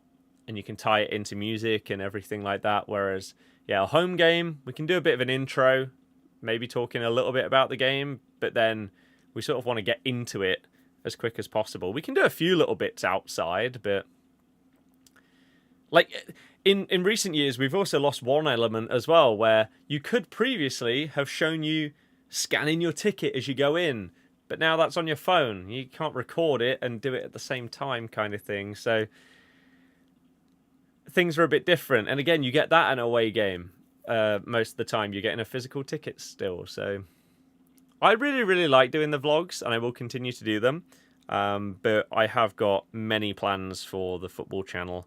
Again, currently working on a player video essay / documentary sort of style video, which I'm looking forward to.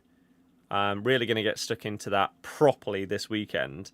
I've got the main core elements and now it's just trying to bring it all together into one final product and package. Will it do well? I have no idea. But if it does, then I potentially have at least part of a template to do more similar things going forwards without it taking anywhere near as long, which could be really interesting. I think Leeds are the only team that have any chance of staying up in the Prem. It feels like until some team massively crumbles, going to be the same 3 going down. I don't feel like Leeds have a great chance of staying up either, for the same reason. That, yeah, unless someone has a shocker of a season,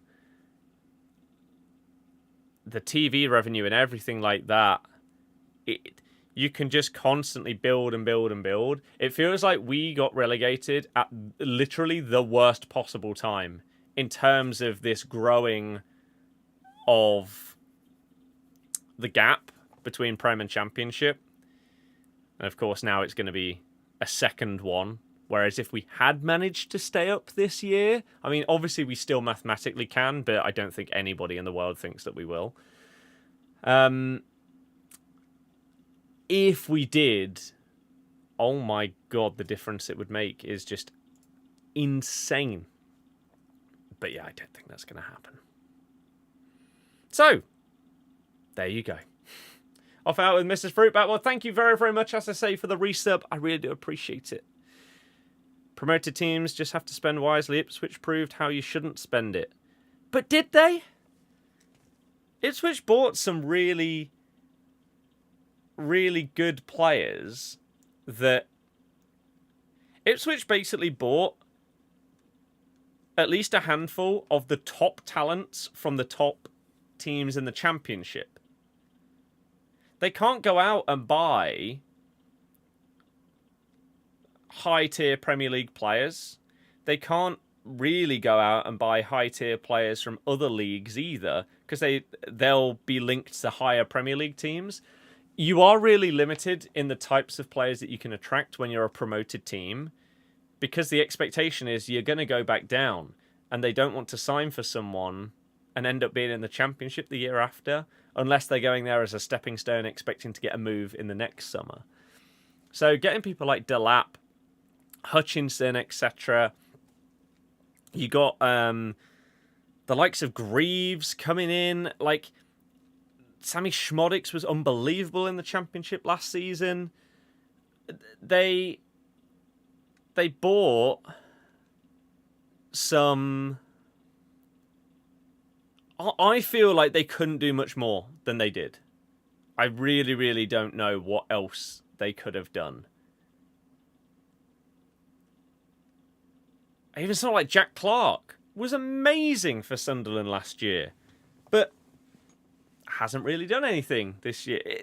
Because it just shows that even some of the better or best players in the Championship aren't mid-table Premier League level. They are lower to bottom end. And that is a bit scary. Because how do you then prevent the scenario of just 3 up, 3 down, 3 up, 3 down constantly happening?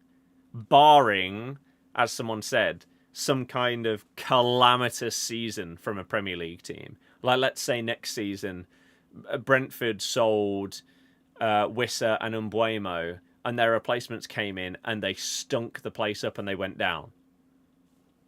Maybe. But that also relies on the teams coming up to not also be absolutely trash. Because this year, like Wolves have been awful, but they're still so far clear of the three of us because the level is just so different. So, in the past, you were very lucky. If you had a bad season, you'd get caught by the promoted teams and you would go down. Somehow, someone like Everton managed to stay up after having a couple of bad years in a row. They fluked their way into staying into the league. Whereas now, a bad season for Everton, you'll probably still finish 10 points above the relegation. It's mad. Ipswich team almost as good as Wolves, just missing the Prem experience and the X factor of Cunha. That's the difference, isn't it? Pretty much Tony replacement been constantly injured. Yeah, Ivor Tiago or something like that. I can't remember his name. I think that's it. Luton Town won, everyone knew they had no chance. Yeah. Whereas going into this season, like I predicted as, I think did I put as bottom? I think so. Or maybe 19th.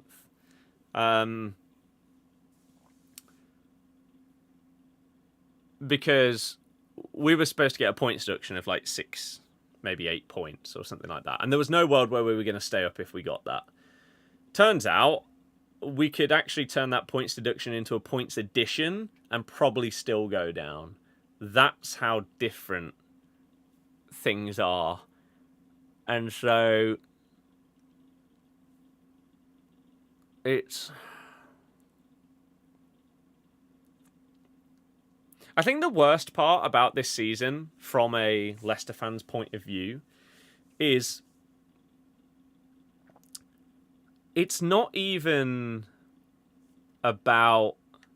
Like I say, our next home game is Newcastle, but it doesn't really matter who it's against. It's not about getting upset or being disappointed in results. It's just acceptance that you go into every game expecting to lose. And Southampton fans will be exactly the same. Ipswich fans are probably similar. I feel like they have, with the likes of someone like a Delap, they do have that chance of maybe edging out some kind of result. They've looked closer to getting results in more games than us, and yet we're on the same points as them. So people always like talk about a lot of championship team fans say that they don't want to get promoted because they don't want to then just lose every game in the Prem and come back down and just have a terrible year. I do sort of understand it. However, at the same time, you have the chance of magic when you're up here. You don't get that chance if you're stuck down there. You're trading a year of being the best for a year of boring losses all year round. Sort of, yes. But it also wasn't that enjoyable last season. We won the league last year, right? Yet in a decent percentage of the games that we played, it wasn't entertaining. You might win a game, but it was still boring. Because of the way that we played a lot of the time, it was so possession heavy. We refused to like utilize a winger making a bombing run down the line. We just wouldn't pass the ball to them. We'd go side to side and then methodically try and do everything and slowly but surely break them down and then score. So, whilst we were the best, and it looked like we were potentially going to break records until things sort of started falling apart and people figured out Maresca sort of in the second half of the season, it wasn't incredible. And whilst this year has been awful, like this year, I've seen some of the worst performances I have ever seen in, I don't know how many years I've been going to Leicester games. Probably somewhere between 20 and 25, right? This is, some of them this season, like you might have like 2 of the top 3 or something like that in terms of what I can remember going to and watching. Because even when before you were getting relegated, you were going like League One and stuff like that, it still didn't seem as completely inevitable and helpless as it has this season. Where I genuinely, and I'm not exaggerating, if we do not win a single game in our remaining games this season other than Southampton, I wouldn't be surprised at all. Like, I wouldn't be shocked at all. You were going to rip 91 plus pack in store. Would you want to watch in Discord? You know what? Sure. I have never actually done this though, Archie, in terms of someone like being in the server and doing it that way. So how would I go about that?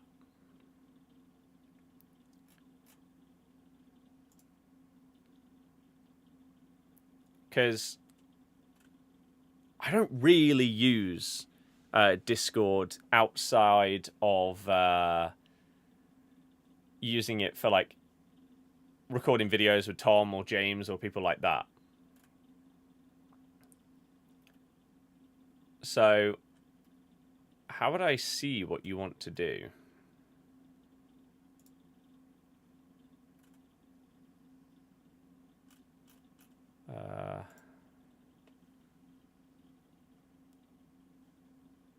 All you got to do is click watch, then show the stream. Yeah, but where?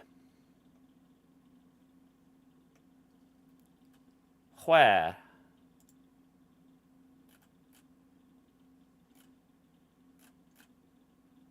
Is the question.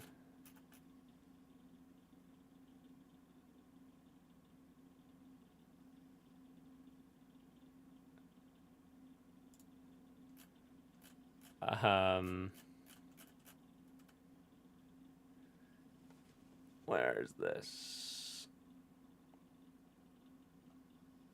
Okay.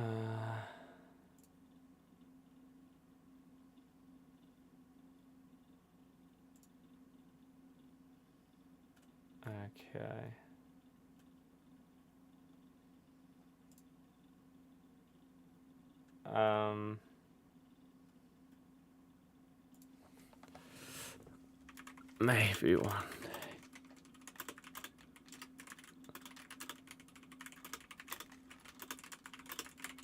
So, general.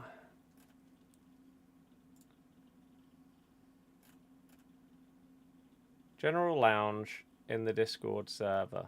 But what, EAFC general? Or just off-topic general?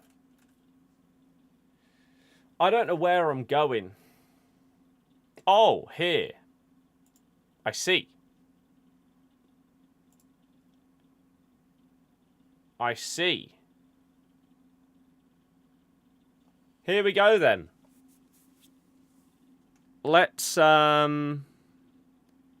do I make this full screen? One sec. Can I not make it full screen? Is that not a thing? I swear I've done that before.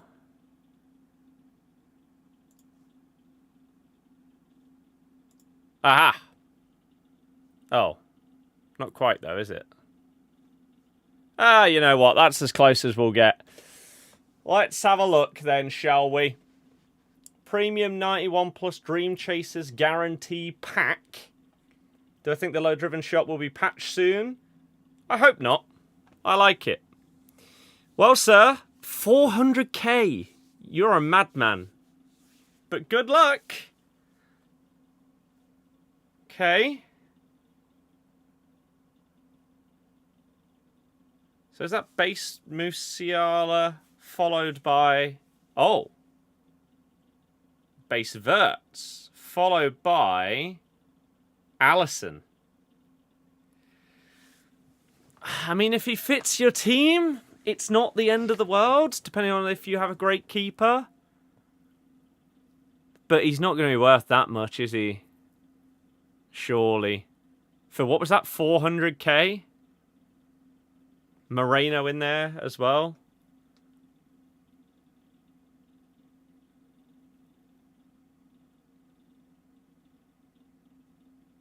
Okay. 240k? You know what?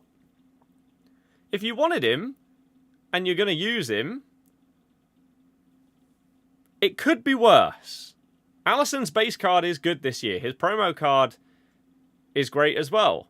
Maybe this one will feel even better. It could easily, like, your guaranteed player could easily have been one of these, like, 91 rateds that is worth, like, 30k. Like, I don't know if we have... Come on. Like, I got him on loan. But you could have got one of those middling ones. By the way, thanks for that. I don't know why we haven't really tried to utilize that before when it comes to...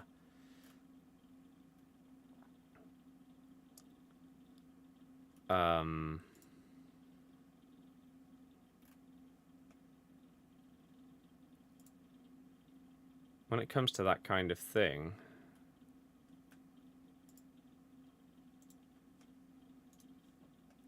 Like for share plays, that kind of thing. But yeah, like 250k for him. It's not bad. He does look good. I think people need to stop relying on the price of a player. I agree.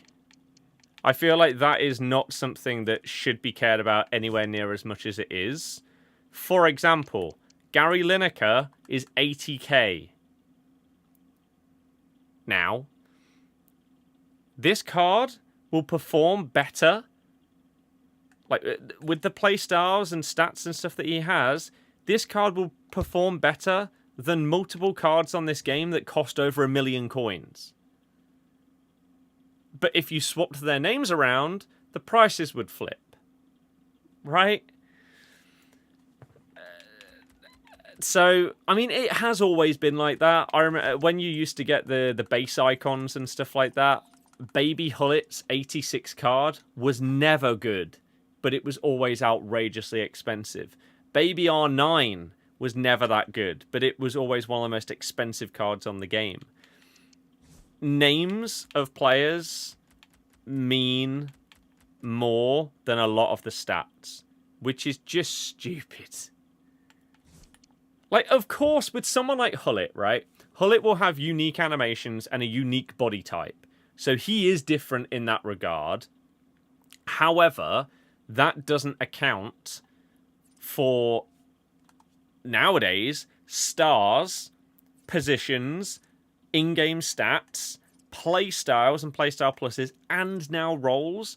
There are so many more things that matter nowadays. In the past, that was not the case. But every year, they're adding more and more things that matter outside of just the individual player or their body type or something like that.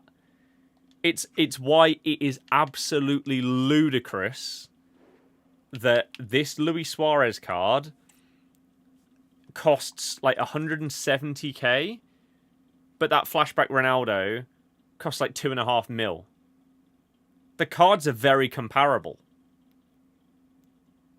So why is this one like 7% of the price of Ronaldo? It's because he's called Cristiano Ronaldo. That's it. It's crazy. By the way, I keep thinking this every time I see it. Gerd Muller's new card has such Joe Wilkinson vibes about him. I can't unsee it. Only care about it on untradeable pools if you think their price will stay around a good amount, like cards that may not be in packs again. Yes. So, for example, if I were to do... I don't know. If I were to do this icon pick, right? And I got 3 players in that pack, or the pick, one of which was worth 500,000, the other 2 were worth 200k. It makes sense to take the 500k player, because if I want to use them, then there's less outlay to do that going forward. Right? Whereas, there is a scenario where if, I don't know, the 3 players are all similar values, but maybe 2 of them are worth 300k, and the third one's worth 200k, but he fits what I like on the game a lot more, and things like that, I might choose that player. It's when there's such a big disparity that it just doesn't make sense. Like that Kaká loan, right? There is this objective here, wherever it is. This one, win 3 games and you get Kaká on loan for 10 games. Yet I opened up the pack where you get one of these loans and I chose him for another 10 games. But the reason why is because the disparity of me being able to use that card for another 10 games after the initial loan is so much different to the other players that were in that pick. I already have a Van der Sar in the club untradeable. The new one isn't going to be that much better than him. And who was the other card? Harry Kewell, who's probably already less than 100k. So sometimes there are things that you have to weigh up that are price dependent. But a lot of other times, if you've been playing the game for numerous years, you know that price doesn't mean everything. And I always use Hullet and R9 as the examples, but there are many others where, whether it's the SBC price of a player or the market value of a player, it just doesn't accurately reflect the card that they have. Sometimes that's a good thing, like Lineker. You can pick him up for significantly cheaper than he should be. And then you'd have the opposite for like this Hullet. Right? Hullet will always cost more than his card probably performs. Because it's Hullet. Lineker, even if he looks like an absolutely unbelievable card, will cost less than he should do because his name is Lineker. It's why you saw the new cards of Ibarbo, Dumbia and Gervinho costing what they did. It's not necessarily because the cards are actually insane. Like, they were obviously very good. But it's because of the name of the player. The history around the card and stuff like that, right? I'm actually trying to find them very quickly, but we've had a load of transfers and stuff come through in the meantime. Where are they? Were they in this one? Like, Gervinho is currently coming in at 900k. There's no world where there isn't an equivalent left winger that is significantly cheaper. Well, I'm looking at one that's basically right next to him. Smolarek. Smolarek is arguably better than Gervinho, yet costs less than a quarter of the price. Ibarbo is 1.5 mil. Dumbia is 1.4 mil. If that Dumbia was instead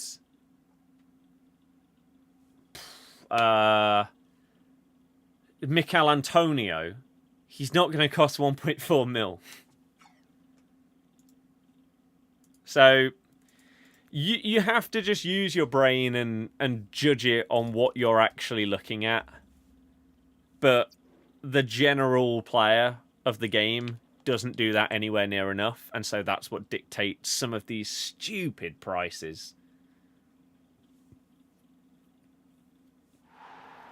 Suarez SBC into the F500k Evo is a god. Yeah. I am doing Suarez's Evo on the RTG. If I was going to put anyone into that Evo, Vardy is obviously outrageously tempting, but using that Suarez with a basic chem style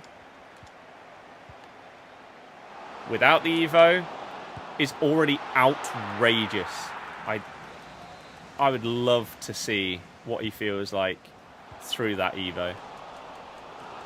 Sold King Kenny for him. I feel like a lot of people would have put Dalglish into that if it's the baby one, unless you're talking about the higher one. One thing you had an issue with Zidane is why not give us a Bellingham Bonmati idea instead? A pick is much better than just one player. I don't know what you mean.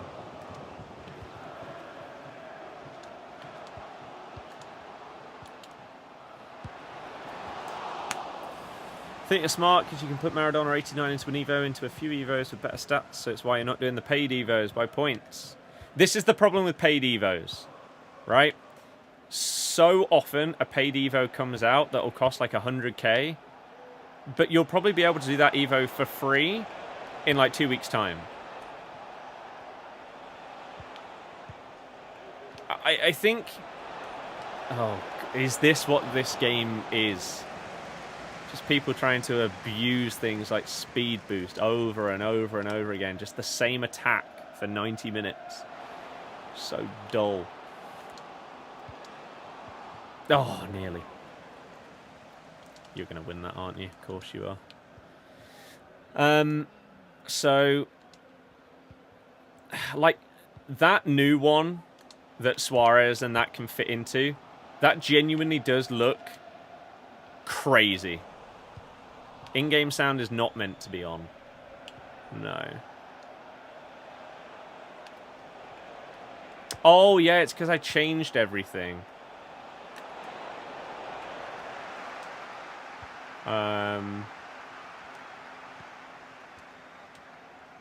I can fix that in one click. There you go. Season, hello, how you doing? But yeah, that new Evo genuinely turns the cards into like Team of the Season level. Because it has these 3 playstyle pluses or whatever that are crazy good. And it is going to be a long time before you can get that on a card. Outside of that Evo. Oh my god, Casillas is having a monster performance so far. So, that one...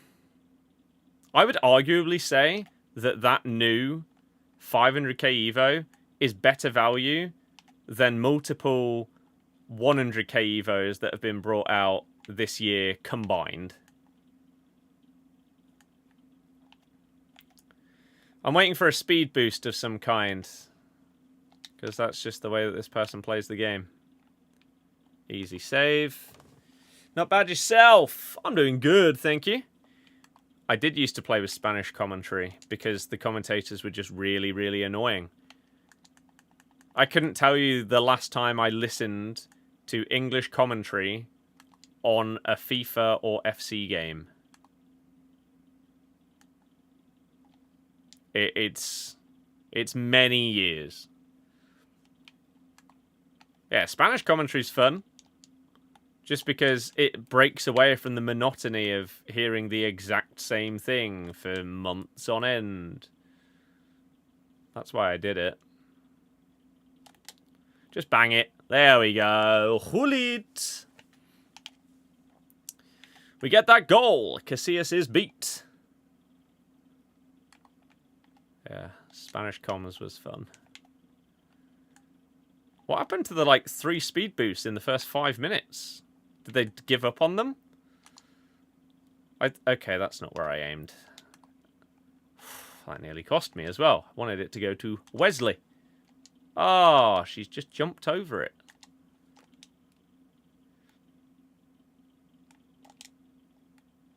That's not the 5-star skill move. Gary? What you doing, lad? But his foot birthday, he's a god. Then they released the Evo that his baby fit into, and he dropped 1 mil. Ah! I see.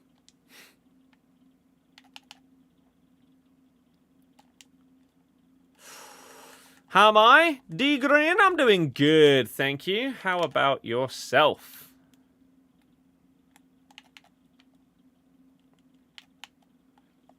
Why did you not do the heel to heel, Sawa? What's wrong with you? Bit disappointing. Not gonna lie. Oh, you sent some people over. Well, thank you very, very much. I highly appreciate that. How was stream? What did you get up to? Oh, he didn't do the skill move. You could hear the click-clack. And nothing happened.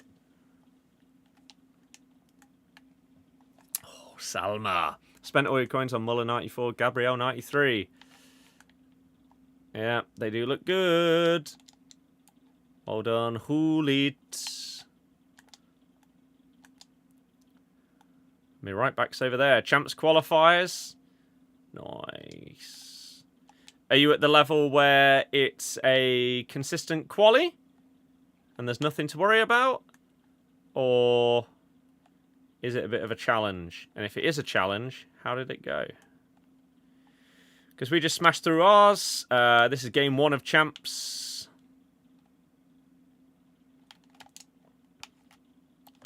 Oh, he's ignored the skill move again. Why is the most fun part of this game the one that is impacted the most by, like, delay and just input ignoring? It's so infuriating. I just want to have some fun with Lineker. Try and do some little skill moves past everyone, but the game's like, nah. Nah. You can't do that. That would require the game to work properly. He's offside. Nothing against Alex Scott or anyone, but why can't we choose the commentators? Because they haven't paid multiple people to read all of the commentary lines to be commentators in the game. That's why. Got Kimmich 94. Is it worth to sell? Player prices normally drop until like 9 o'clock and then start to go up. That's normally what a Friday brings. At least in Team 1 of a promo. Team 2 is sometimes a bit different. But that's the standard. So, it's up to you whether you want to trust... Oh, there's the speed boost. It's back. Team of the Year, Lauren James. That's how you utilize her. It's just... What a waste. What a waste.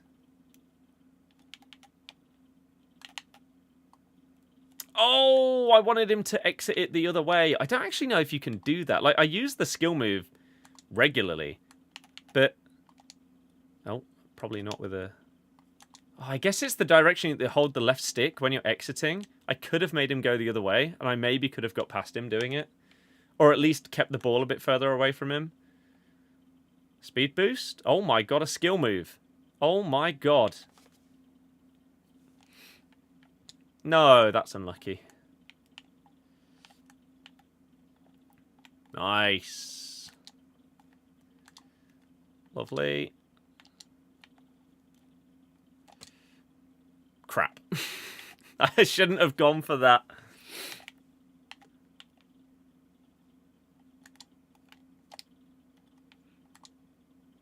Oh, I wasn't supposed to take the touch first. Lineker to Kane. Finesse! How is Casillas saving these? But yeah, thank you very much to the people that came across from DG. I really appreciate it, man. FIFA's so bad, so stressful, defending is impossible. I'd maybe agree with the first 2 parts. Not the third one. Ooh. Ah. Good news for the past and present. Dewsbury Hall coming as SBC or objective. Go on, Kiernan. Oh. Nearly. I mean, we did the first guy. I feel like I read that well. Tried to block off that pass inside. Oh.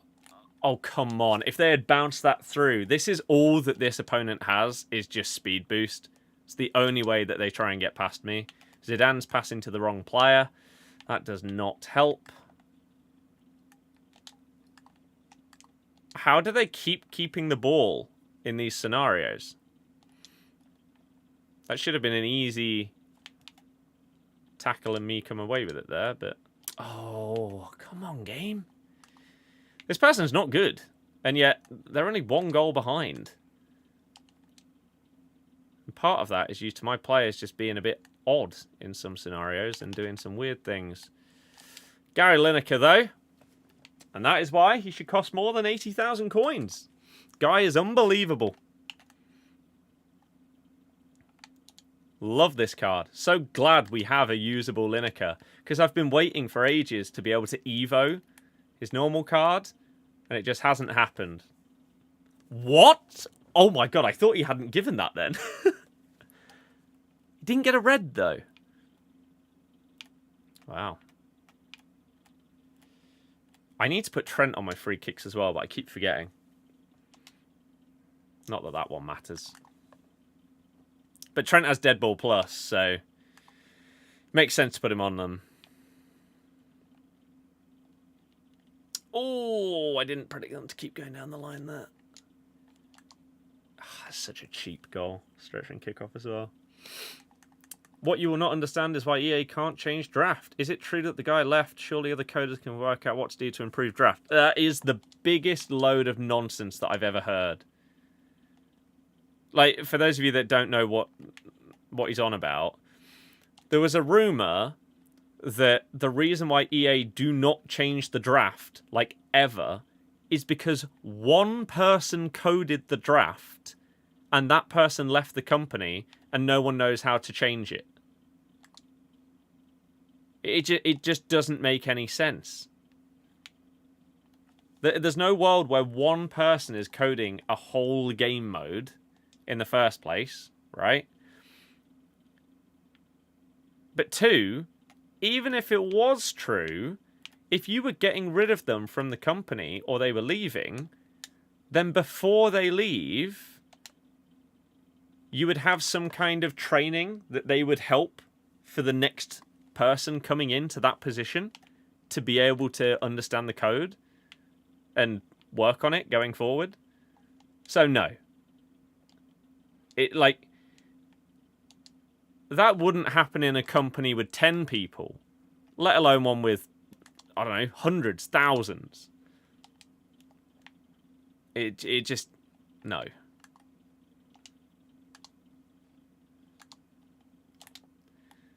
No, Casillas. Some massive saves. They're going to leave? Hey! I mean, they have been battered for basically the whole game, to be fair. Shots-wise, it might not look like it, but XG comfortably in my favour. And even some of my lower XG shots, like the finesses with Kane, I'm not really sure how Casillas saves some of them. I don't know if there was a little bit of keeper movement that I just didn't quite catch on to or not. But, yeah. Feels like they were fortunate to not concede more earlier in that match. To me.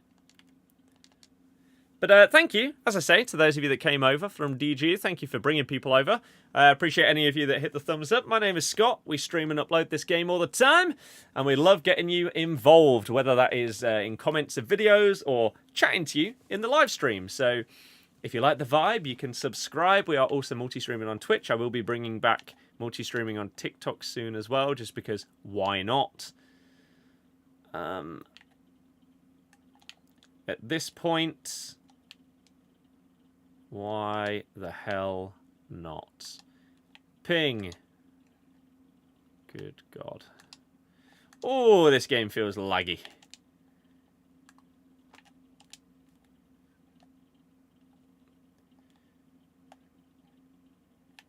How did they not foul me there?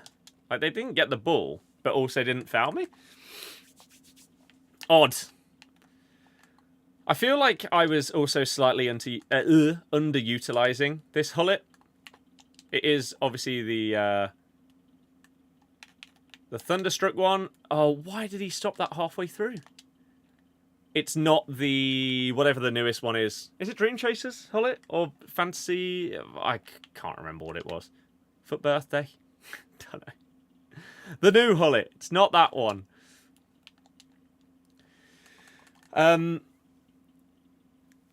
But I feel like when I first got him, I wasn't utilizing him to the best of his ability.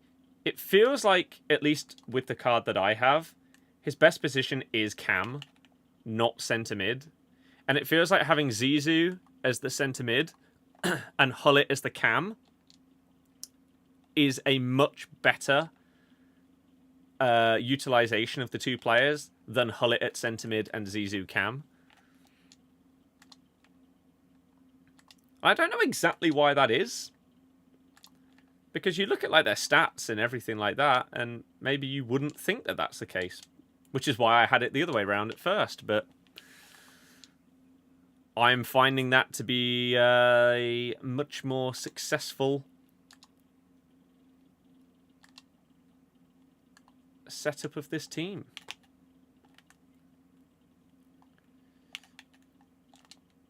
Tried to have a bit of fun with it. Because if they're not leaving it 3-0 when you're scoring those in the first 10 minutes, they're probably not going to leave. So let's at least try and score some fun goals, right? Unless they're one of those that leaves at 4 or 5. Those people do exist still in this day and age, even though most people don't enjoy playing this game for long periods of time. So it surprises me that more people... that there's still a big subset of people that need to go like 5 goals down before they'll leave a game.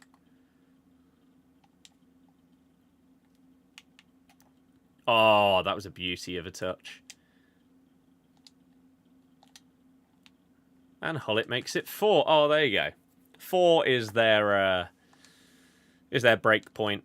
I mean, maybe it's because the goals came so early. Like, we scored 3 goals in the first 8 minutes. Maybe they just thought, okay, we've had a crazy start. Let's calm things down. And if we go another goal behind, then we'll leave. Yeah, sure. At least it was still only, like, what, 25, 30 in-game minutes? Doesn't take long, does it? Do I think we have too many pranks in general that exchanges didn't come for that reason? No. I think exchanges haven't happened this year because we have duplicate storage. Will we have both? By like footies time, will we get exchanges combined with dupe storage? I don't see why not. I don't see why they wouldn't at least test it out and see whether they think it's too much. But I think it's as simple as that. I don't think it's got anything to do with the number of packs we've got, because surely the more packs that we have, the more necessary duplicate storage is. So it would work the other way around.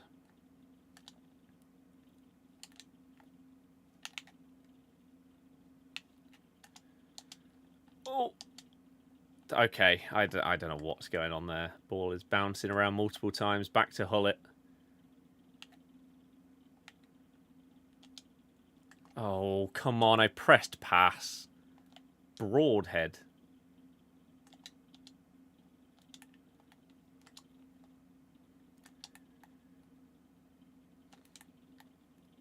That's a lovely ball. As is that. Bang! Harry Kane. Harry Kane.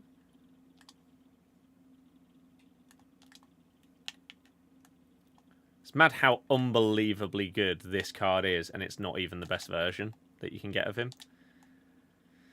Gary Lineker. Oh, Gary. What a strike partnership, by the way, as well. Leicester past and present feasting this year. We've obviously got grassroots greats Vardy as well now. Got 3 bangers.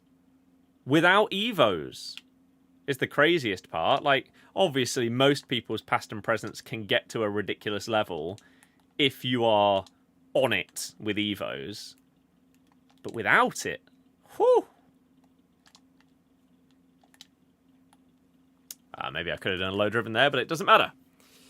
Jess, thank you very, very much for following. Here's hoping you enjoy the streams going forward. It's not always FC25. Like the other day, we were doing some Elden Ring. We have currently got a stream playthrough on the go. When Warzone properly returns with Verdansk next week, we will be streaming some of that. And then other games from time to time as well. Sometimes we do chill and play some guitar on stream. Through a game called Rocksmith, which you've probably not heard of, but if you imagine like Fortnite Festival, Guitar Hero, Rock Band, those kind of games, but with an actual guitar. So if you name a song, like, I don't know, an Ed Sheeran song, then I'd be able to find the chart for it and play it. It's a lot of fun. And we need to do another Rocksmith stream soon. A lot of it is rock and metal, because they're obviously the most charted things, because it's electric guitar.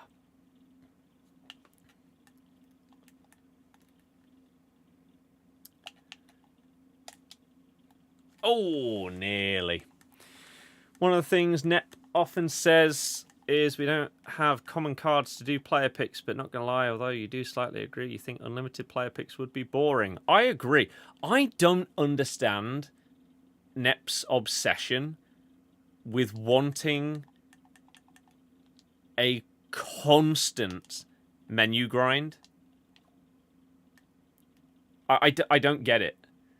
I can understand it like during certain promos or certain parts of the year, right? Like through Team of the Season when you can do the like league upgrades and stuff like that. FUTTIES where you get your 85 times 10s.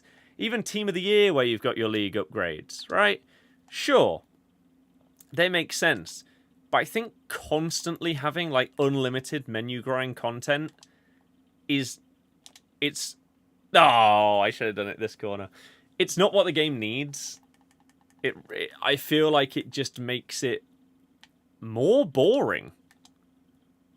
Because you've constantly got menu stuff to grind. You're not excited or hoping for more unless it's like upping the level of the grind at that point. So instead of maybe getting, I don't know, let's just make it up, an 81 player pick, unlimited, maybe you'd then be excited for when it goes to an 82 or an 83. But I don't think it's enjoyable enough to want that level of grind. Really.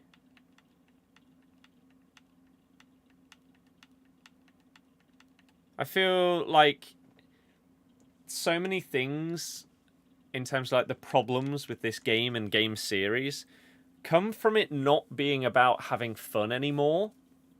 Like, is it fun to do 1,000 player picks every single week?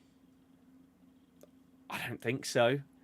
Whereas if you get the chance to maybe do 100 picks for this big event, then it's more of like a one-off thing. It's like when people propose having the World Cup every year.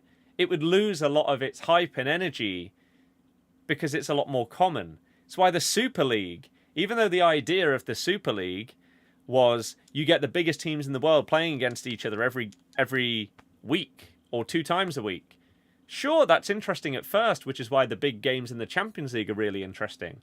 But if you're getting that every single match, suddenly it becomes boring. And so the menu grind is another thing that I think falls into that same category of you don't need it all the time.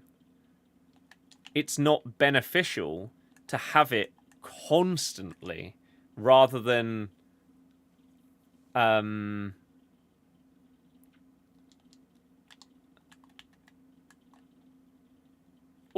it's better to have it sort of like sporadically throughout the year for different events or promos than it is constantly. Ooh. Having a limited amount of hours is just more fun. Even the 82 times 20 has got boring after 2 hours. Yep. It's why I say the same thing every year. I think once the 85 times 10s drop, that's when the game is done. Because it's boring at that stage. It's not about playing the game. It's about sitting on the menus, doing the same SBC over and over again, hundreds of times. It's not enjoyable. And I guess it's comparable to gameplay in a way, where in the past, when gameplay wasn't about playing hundreds, thousands of matches a year, you'd have fun if you... Sorry, my Cannavaro just teleported backwards. How's that fair, game? Not happy with that one. Yeah, you'd potentially actually get excited or happy at winning a game in FIFA 12. But do you get happy when you win a game on FC25? Or is it more a feeling of relief? I think for the vast majority of people, it's relief. It's like, oh, thank God. Especially if it's like champs. It's like, oh, okay, right. Next one. Glad that's over. Let's move on. And I think it's the same thing with the menu grind, right? Where, let's say when we get to footies, and there's a 99 Messi, 99 Ronaldo, 99 Mbappe, all available in packs. If you're grinding 85 times 10s to get those cards, if you get it in the 310th 85 times 10 that you've opened, you're not actually going to be that excited. You're more going to be like, thank God I finally got this. And I think if you add in unlimited pack grinds throughout the entire year, you're just going to get burnt out on every single promo without fail. Because you can just menu grind to your heart's content until you get everything. It's just boring.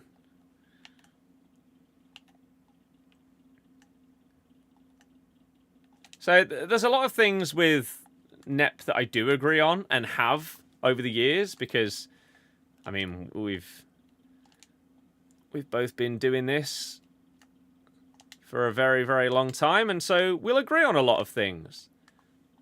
But when it comes to some of the grindy elements of the game, I can't understand his position on it. Especially... Oh, Gary Lineker's absolutely sold the keeper there with that fake shot. That was filthy. Especially when it comes to, like, talking about what the average player would want or would enjoy. It feels like a lot of the stuff that he talks about or would like in the game... Oh, man.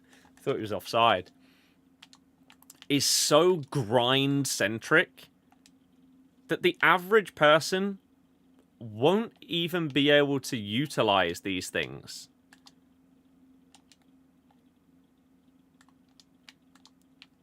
And I know, obviously, from a selfish point of view, it would like benefit him because he'd be able to sit on the menus and do all of these things.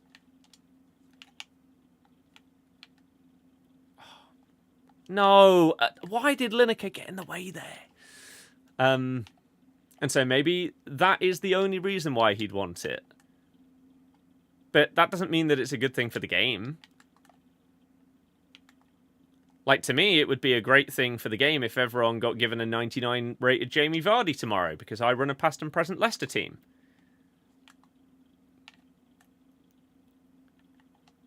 But would that be good for the game in general? No. Playing a lot less now than before, because you're not looking at it as a chore, doing it as a fun factor. Played Mystery Ball for the first time in ages, had more fun. Hell yeah. Mystery Ball and stuff like that is really enjoyable.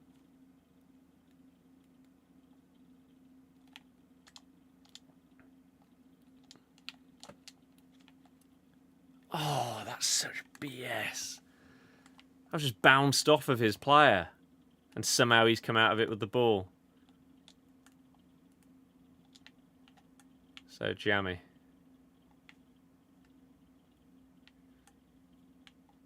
Oh, this is an okay opponent, though. They're clearly decent at the game. This isn't one of those where if I lose this, I'd be fuming. They're a competent player. I feel like they've got a little bit fortunate in a couple of their goals. Like, that seems to just go through a sea of players, but those things happen. That's not what I wanted, though. No, I didn't want to pass it to the offside guy.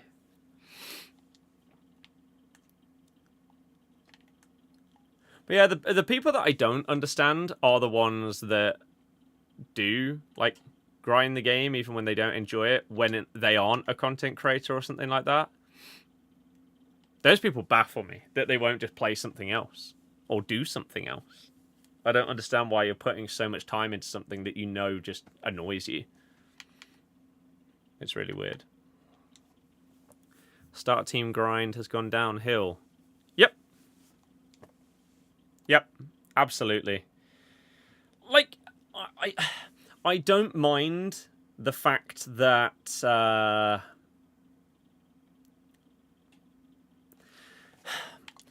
I don't hate the fact that if you start a new account today and you know what you're doing on Ultimate Team, that you could catch up relatively quickly with a decent level team. You're not going to have a god squad, of course not. But you'll have a competent team that you could go into champs with and probably do okay because you know what you're doing. I don't think that's a problem because otherwise, anyone that gets the game after release, Ultimate Team is dead to them because they just can't catch up. What's the point in playing if their team is always going to be so far behind? However, the start of the game is significantly worse than it used to be. Having to use your like starter you see what I mean about the bits of luck this person's getting? They're a decent player, but come on. How are you scoring that one with Rudiger where it goes through everyone, but I can't score there? Frustrating.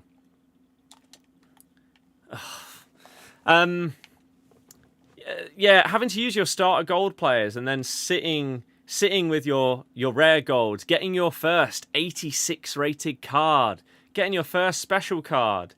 None of that means anything anymore. Like you don't really have that. It's why the start of Ultimate Team was always up there with the best parts of the year. But nowadays, you bypass that. Your starter squad in the past was like 75 rateds. You had to play your first few games to get some gold players. Some garbage 75s. But nowadays, you play like 5 games and you've got an 84 rated team. And I don't like that. It takes away from the journey at the start of Ultimate Team, which is one of the most fun parts of the game cycle.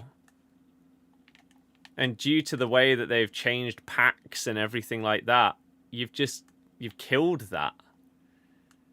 I feel like one of the biggest issues that we've had with the game over the past, I don't know, 5 years or so, is the exponential growth or increase of speed of the power curve year after year. It gets easier and easier to get to a crazy team and earlier in the year every year. And I don't think that that is a positive in any way. Maybe it would be if the game was really, really fun and didn't have like any issues, because you'd get to using crazier fun cards earlier. Maybe that's their logic behind the current like power curve that we have.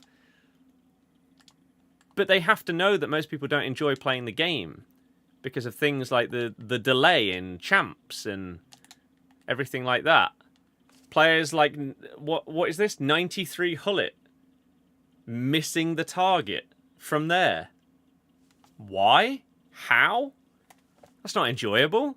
That's nonsense. Fair enough if they move the keeper and the keeper tips it wide or something like that. But no. He's missed the target. That's not fun.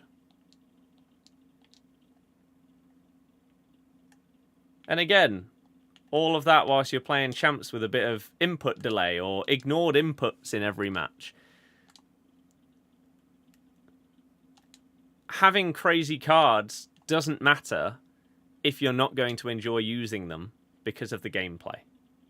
So therefore, you can't really justify ruining the journey of Ultimate Team with the crazy power curve if people aren't going to enjoy it. I'm assuming this, by the way, is the loan of the new Thuram. He has been outrageous. The amount of AI blocks he has made is a joke. Ugh.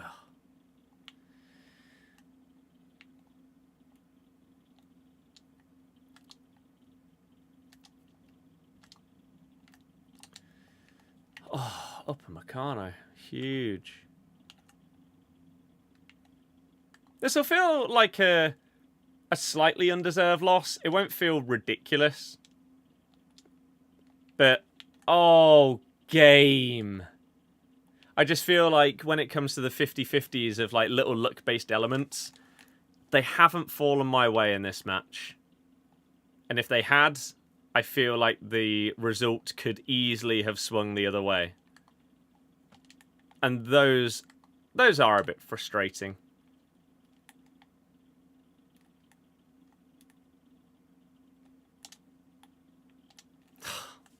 Even things like that.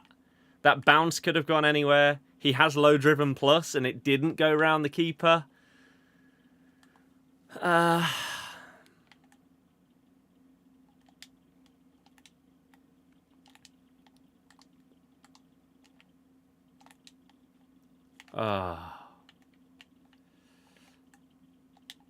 It's an unfortunate one. But not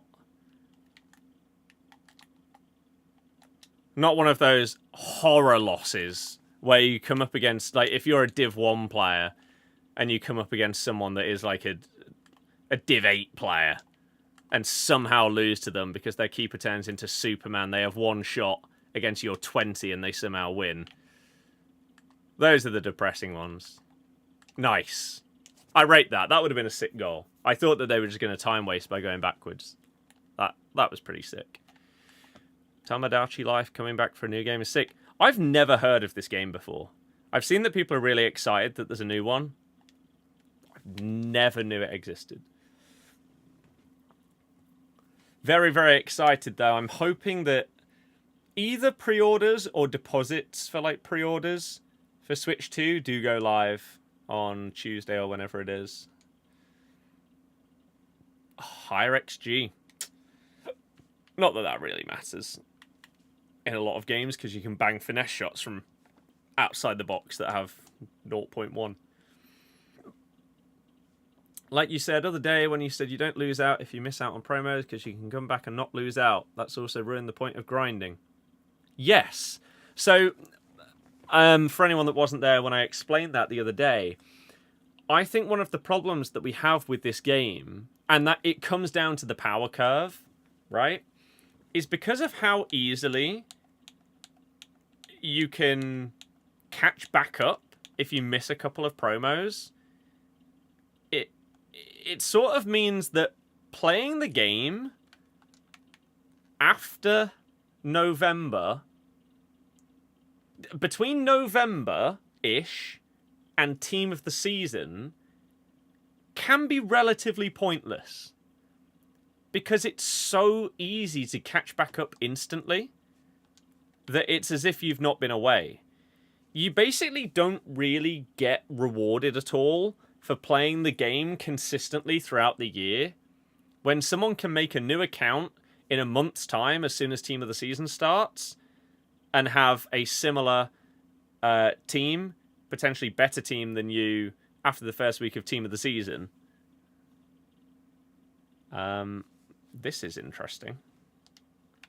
Not actively playing the game. Oh. Okay. Major Me's have full lives and stuff. Expected for a while after presentation direct on Wednesday. Pre-orders will go live. Because Best Buy leaked that, but then they took it back down. Well, not leaked. They put it out, but then deleted it. So either they were wrong, and that isn't the case, and potentially pre-orders would happen later, or they were right, and they were not supposed to say that. Hopefully it's the second one, because I would just like to get a pre-order locked in. And if it means putting down a bit of a deposit, that's fine. I don't mind. That's what I did for PS5 and Series X. I will be ready on Wednesday.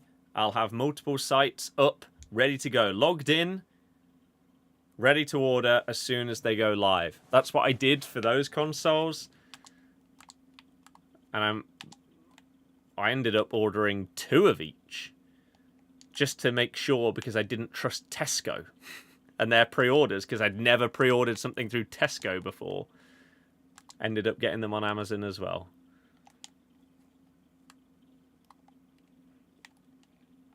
Oh, he didn't turn. Another Turam. Like a more basic Sims for me's. I really, really hope that we get a new Animal Crossing for the new Switch. Like, imagine that was a launch title. Somehow it hadn't been leaked. Although nothing's been leaked, has it? Really? In terms of games. Mario Kart, they revealed.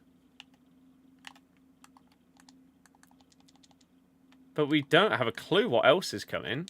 Which, they've done a hell of a good job of that, considering we knew basically everything about the console for months before they officially unveiled it.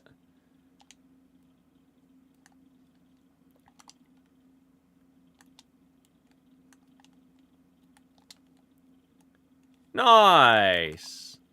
Probably either Splatoon or Animal Crossing. I really hope it's Animal Crossing. Splatoon would not interest me in the slightest. Because the 3 phases of, like, game launches are really intriguing. That it is basically, like, only going to launch with main first-party stuff.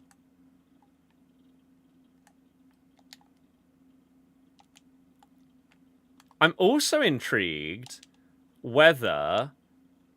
Because on one of the explanations of that, like, virtual card thing that they put out, it's worded in a way as if there might be, like, optimized versions of games. Like, a different version for the Switch 2. So would you get, like, the new Legends, Pokemon Legends game on normal Switch, but similar to how you can get optimized for Series X and S, and it's just a better version of the game, better graphics, etc. Would we have that? That could be cool.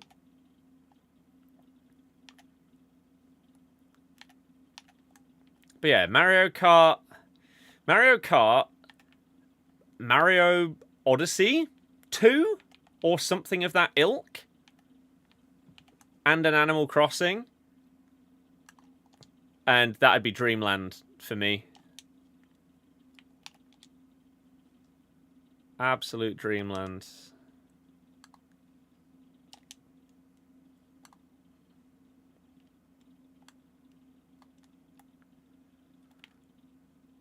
Oh, I didn't know what to do. Oh, I panicked.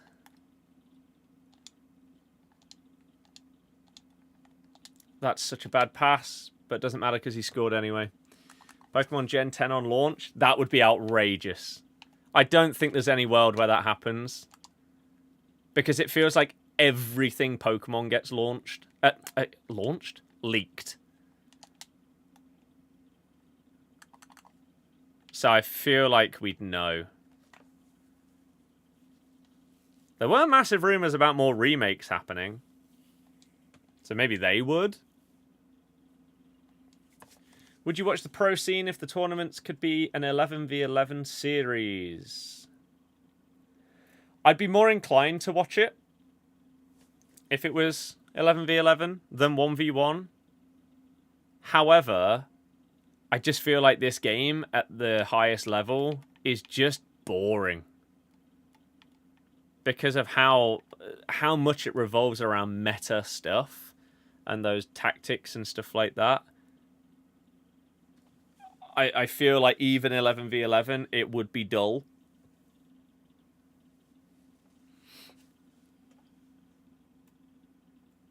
Pretty sure it's exactly what happened last time. Otherwise, we'd be cutting it tight for early June. It depends, though. Like, for example, Apple. When Apple do their...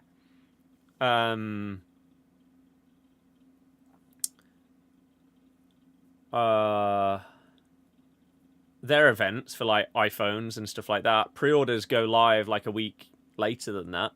We could see something like that.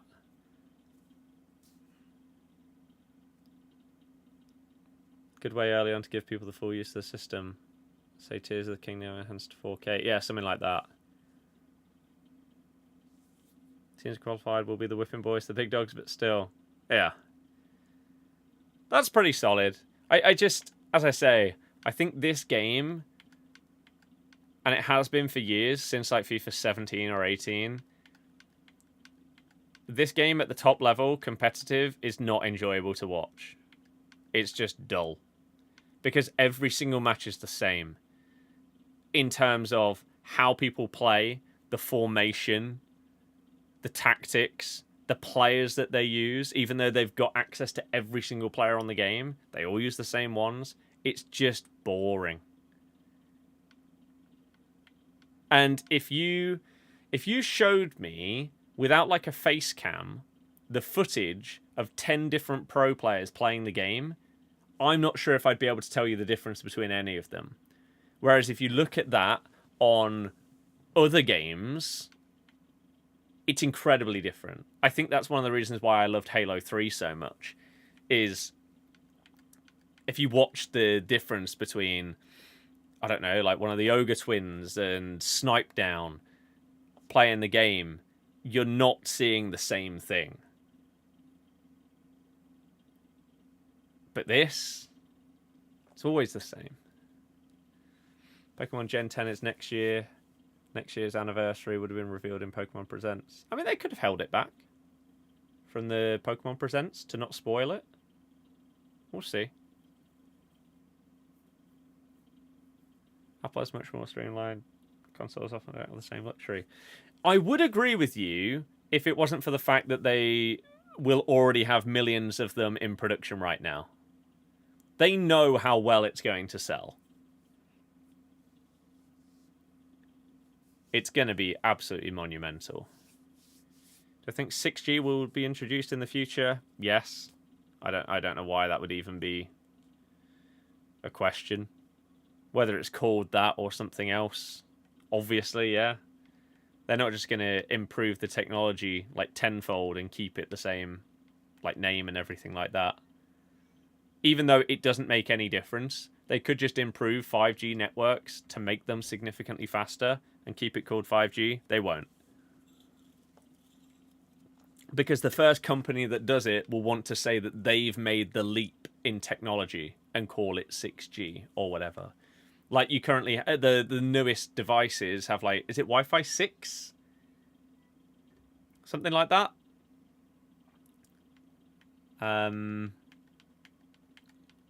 So, yeah. If you think 1v1 FIFA's bad to watch, 11v11 is tall CDM build at striker for max jumping, aerial plus, long ball knockdown. Nice. Yeah, sounds great. Sounds great fun. However, they'll want the announcement hype to get sales. Oh yeah, like I am buying a Switch as soon as a new Switch as soon as I possibly can. The main reason is because I got my. Did I get it as soon as it came out? The first Switch? If not, then pretty soon after. So when even was that? When did the Switch release? 2017. So I've had it. Did I get it that early? How would I know? How would I find out? Would I have tweeted about it? I mean, I guess we can check. Switch. Latest, and then scroll down? To what? Maybe 2017? Surely there can't be that many tweets that have had the word Switch in to do with my account. Oh, I tweeted at the start of 2019 that I want to get another game for my Switch. So maybe I got it for like... I might have got it for Christmas 2018. Maybe. So like a year after. So I will have still had it for 6.5 years. So it is due an upgrade. It is due an upgrade. Oh! Well, here you go. Turns out I might have been right. Insider Gaming report. This is trending on Twitter right now.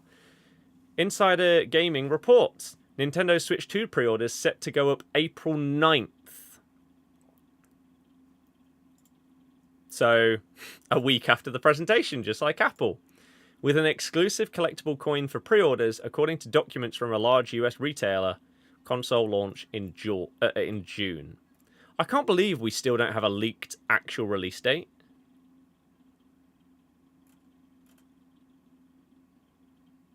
But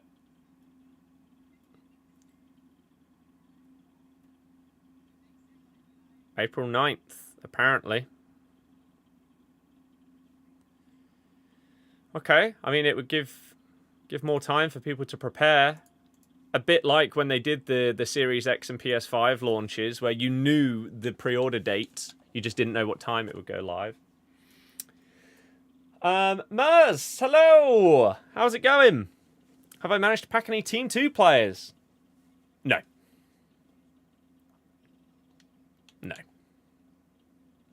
Although, it's not as if I've sat here and been opening a load of packs. I opened up 383 times 14s, and then like 2 or 3 of the store packs, and I didn't get any. But would I have cared if I had packed one? If it was one of like the like 89s? No. So I don't really mind. I don't go into these promos expecting to get anything huge from them. We drew a mainline game this year's TCG runs on 3-year cycle. Backed up that. Either the game was held back for Switch 2 announcement or it'll be next year for 30th. I feel like Legends is going to be one of those games where they have 2 versions of it. A normal Switch one and then an optimized for Switch 2 version. And then next year, maybe there'll be a more normal style game. Or some of the remakes, like Black and White remakes, are the ones that are next rumored or supposed to come. Got iPhone 15 at the minute. You're not upgrading until 19 or 20. I feel like that is what a lot of people are doing nowadays. I don't even know where I've put mine here. What do I have? 15? I think? I don't know. Can't remember. I think a lot of people are switching to like a 3-year contract for their phone instead of 2. It's becoming a standard. Have I installed the Nintendo Today app? Basically, each day after the Direct, they'll be putting new Switch 2 info on there till launch. No, because I'll just see it on Twitter anyway. But I hope they make enough Switch 2 consoles on release. I'm sure they will, but again, I feel like if you're prepared, it's not going to be hard to get one. A bit like, as I said before, with the PS5 launch and the Series X launch, I got 2 of each. Like, I got 1 of each on 2 different retail sites. One of each on Tesco and 1 of each on Amazon. If you are ready for pre-order day, you should be fine. It's more so the people that know that the console is coming, but they don't know when they'll be able to pre-order one. And then all of a sudden, oh yeah, pre-orders went live yesterday. Don't know if you saw it. Oh no, I didn't. Is it still available? Well, no, they sold out. But then they had multiple waves of more pre-orders, and people still missed those. So, as long as you're on it, you should be fine. Obviously, I'm fortunate that like this is what I do day to day. So it's not like I'm going to be sat in a normal office job having an extra tab open, refreshing it, waiting for the pre-orders to go live, and having to like try and sneakily do that. I can just be here ready. Whatever day it is, whether it's next Wednesday or whether they are doing it a week after, we'll see. Pack 3, but all Europa League ones? Yeah. Like, even the ones that look decent don't go for much. Nintendo of Europe will do it differently than America and Japan. Maybe. In fact, the price of PS5 is still expensive says a lot. It does. It does.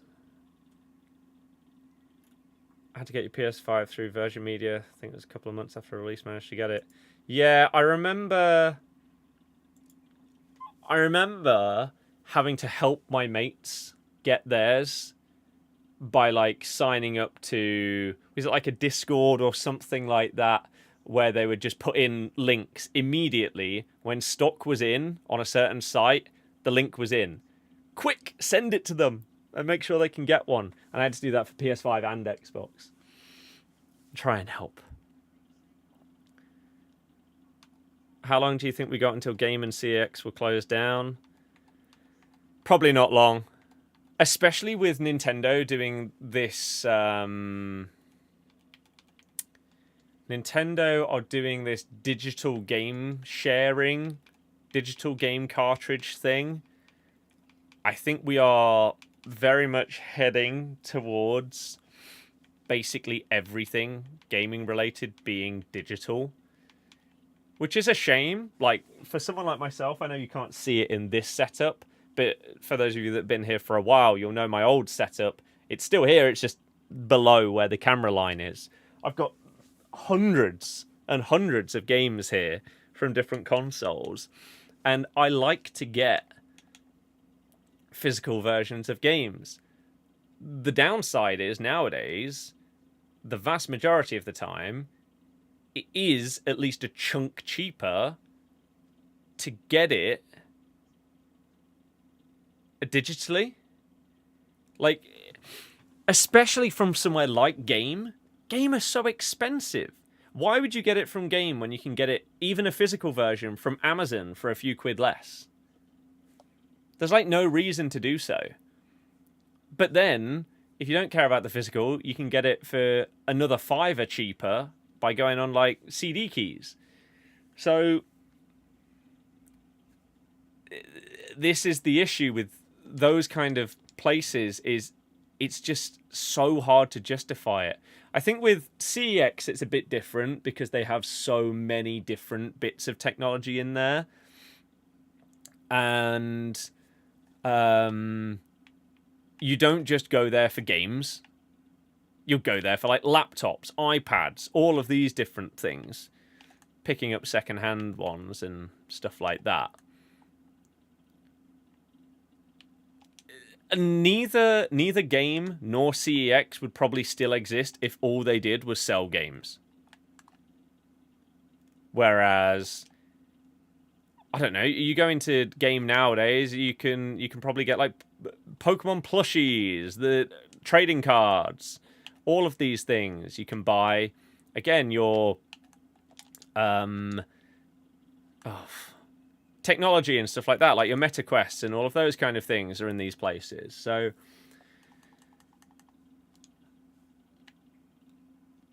if it was purely just video games, I don't think that they would they'd be around. Simply because of the prices. This gameplay is so delayed. I've actually not hated the connection in most of the games that we've played tonight.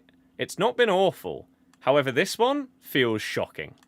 This is comfortably the most delay out of the... What is this? Game number 6 that we've had? Oh, I guess like 9, including qualies as well. You're lucky that that's not a red.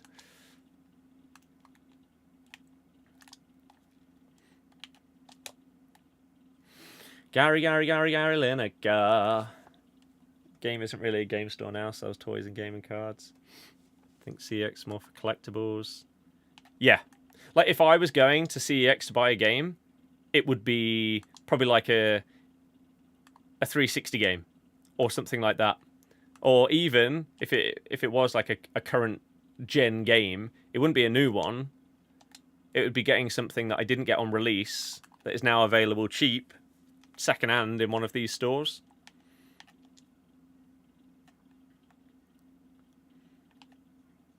That's the appeal of them.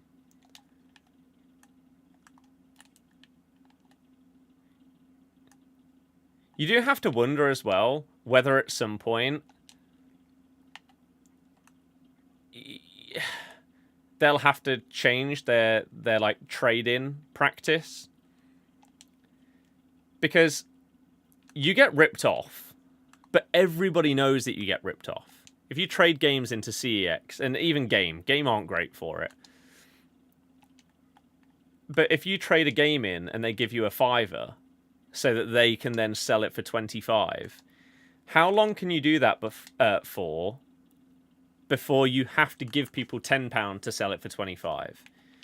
Are you more likely to get more people trading in and therefore more sales because you have more games to sell? Is that more likely than the one sale from the rip-off trade-in? I don't know. Because I used to trade in games all the time. But then it just got to the point where, well, if I'm going to sell this, I'm just going to put it on like eBay. Because I'll just get so much more for it than I will if I take the time and effort to physically go into a store and do it. Why not just do it the easier and more cost-effective way?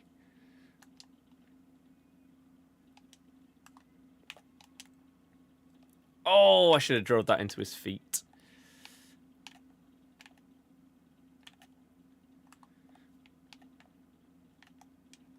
Nice.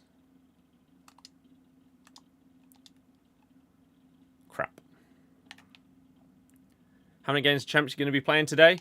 I didn't really intend on playing any more than just my qualies, but then we had a bit of a raid. And we got some people in, and we got some conversations going. So this is when Champs is its most chill. Is when you're not mega sweating. You're just casually playing your games, and you're able to chat and relax whilst doing it. Right? If there was nobody talking, I would not still be live. Because I just wouldn't want to continue streaming my Champs games when that is the only focus. Whereas when we can have these chats about games and all of these things. Where are you sprinting to? Who was that? It was Trent. I mean, he was getting back to position, but after all these years, the fact that you can't choose who's on the halfway line.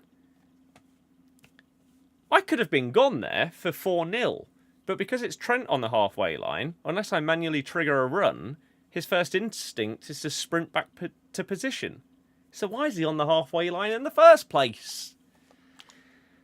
I do think one thing that has also helped Game as well is in terms of physical media, they are the ones that get the exclusives. Right?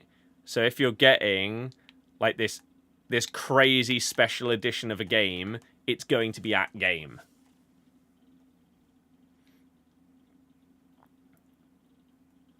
Often pre-order games during those periods, save loads. That's pretty good. Hey man, last time I saw you was 6 years ago. That's insane. I'm doing okay. Thanks. How about yourself? What are you up to nowadays? And also, did you have a previous like name or something that I would instantly recognise that I'd be like, oh, it's you? Or were you maybe not a huge chatter? Oh, that was so obviously through to Hullet. What a block.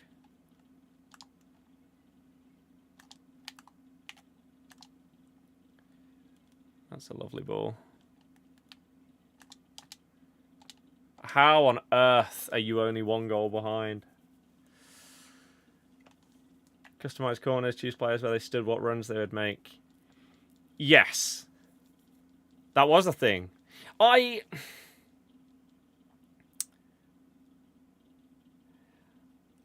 personally don't believe that you should be able to control where every single player, what every single player does from a corner. Like, I don't think you should be able to move this player here and make them do this specific run. Move this player here and make them do a specific run. And the reason why is because we know how broken these games are. People will come up with tactics which are literally undefendable. However, I don't understand why you can't choose which player is in which position. So, obviously now, we have the option to choose, like, who's at the front post, who's at the back post, and then I think there's one other one that I can't remember off the top of my head. Ah, crap. Should have aimed far post.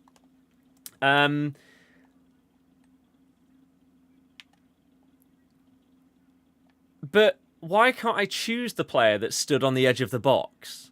Why can't I choose the player that stood on the halfway line?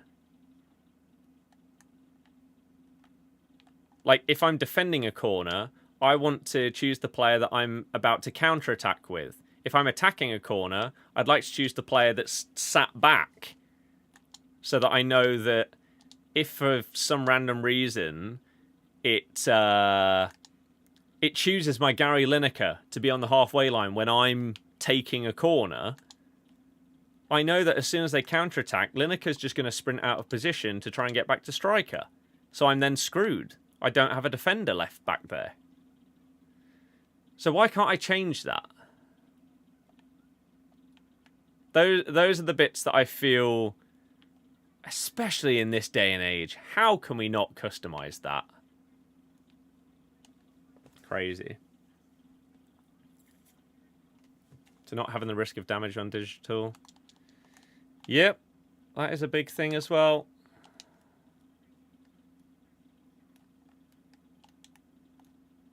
Oh, wow, Bombito. What an interception that is. This would feel like a ridiculous game if this guy gets back into it as well.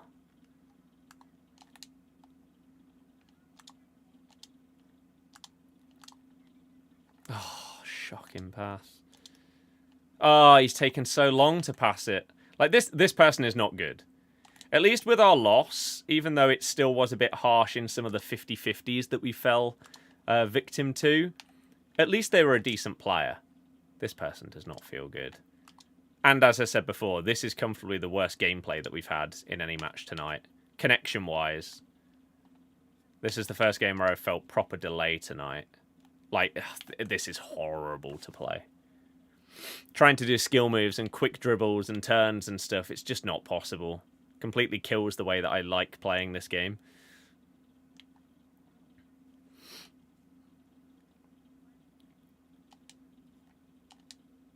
Ooh. Hullet's doing stepovers when it was never pressed. That's good. Oh, I mistimed that.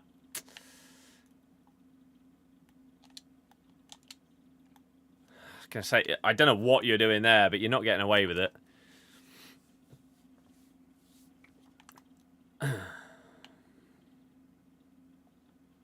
Alright, 2 goals up. 20 to go. Nice. Oh. Harry, I needed a slightly different run from you there. Little 1-2 though with Hullet. Play it to Gary. Little heel to heel and then this, but no, the AI defending is still better than it should be, but low driven plus. This guy is struggling to clear. Not that good anymore now, just play career. Fair enough. Hey, career mode videos seem to pop off, so I might actually have to hop on it at some point. I'll have to see. During lunch, just going to town, look around. Definitely need it more on defensive corners amount of time. Smallest player defending near. Exactly! It's really frustrating that, as I say, you just don't get the customization that you need on some of these corners. And I feel like free kicks as well. How are we still at the point where you have to manually drag someone to sit on the post? Why is there not something that, like, you can press a button defensively? Like when you're taking a corner, right? Again, this is an offensive thing, and the same with free kicks. When you're taking them, you can tap a button and a player will come short. right? So you can take a different type of free kick. Why don't we have those buttons defensively? So that I can, I don't know, I can tap RB or R1 when I'm defending a corner and it pulls a player to a certain position. Or if I'm defending a free kick, if I tap that same button, it pulls someone to the front post. I don't know. 12 in-game minutes. To not capitulate. PS5 Pro is pretty good. That sounds terrible. How can a console that expensive that's a mid-gen upgrade that wasn't needed only be pretty good? It should be sublime. Especially the fact you have to pay more for the disk drive as well. I think PS5 Pro has got to be up there. Like I can't remember every single one in history. I feel like it's got to be in the conversation for the most pointless or needless mid-generation upgrades to a console that we've ever seen.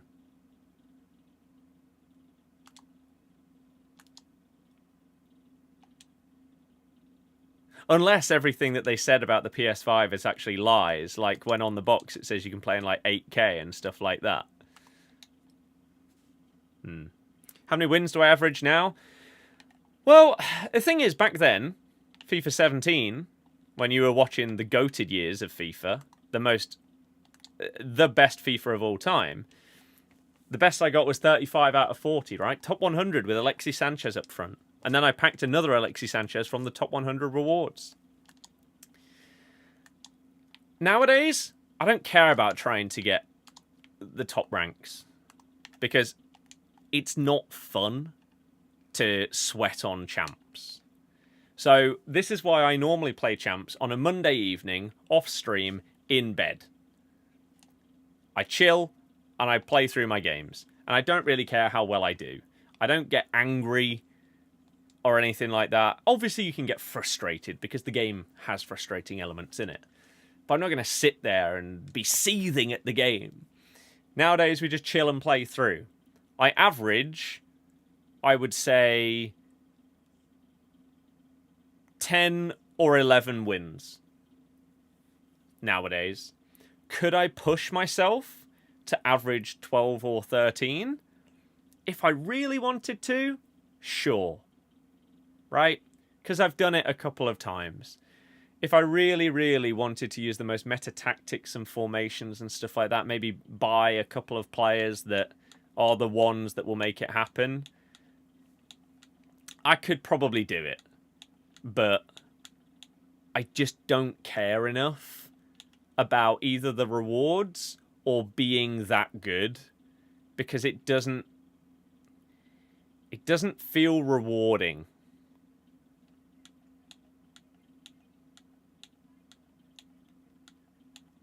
Also, because it's now significantly less games, it's 15 instead of 40.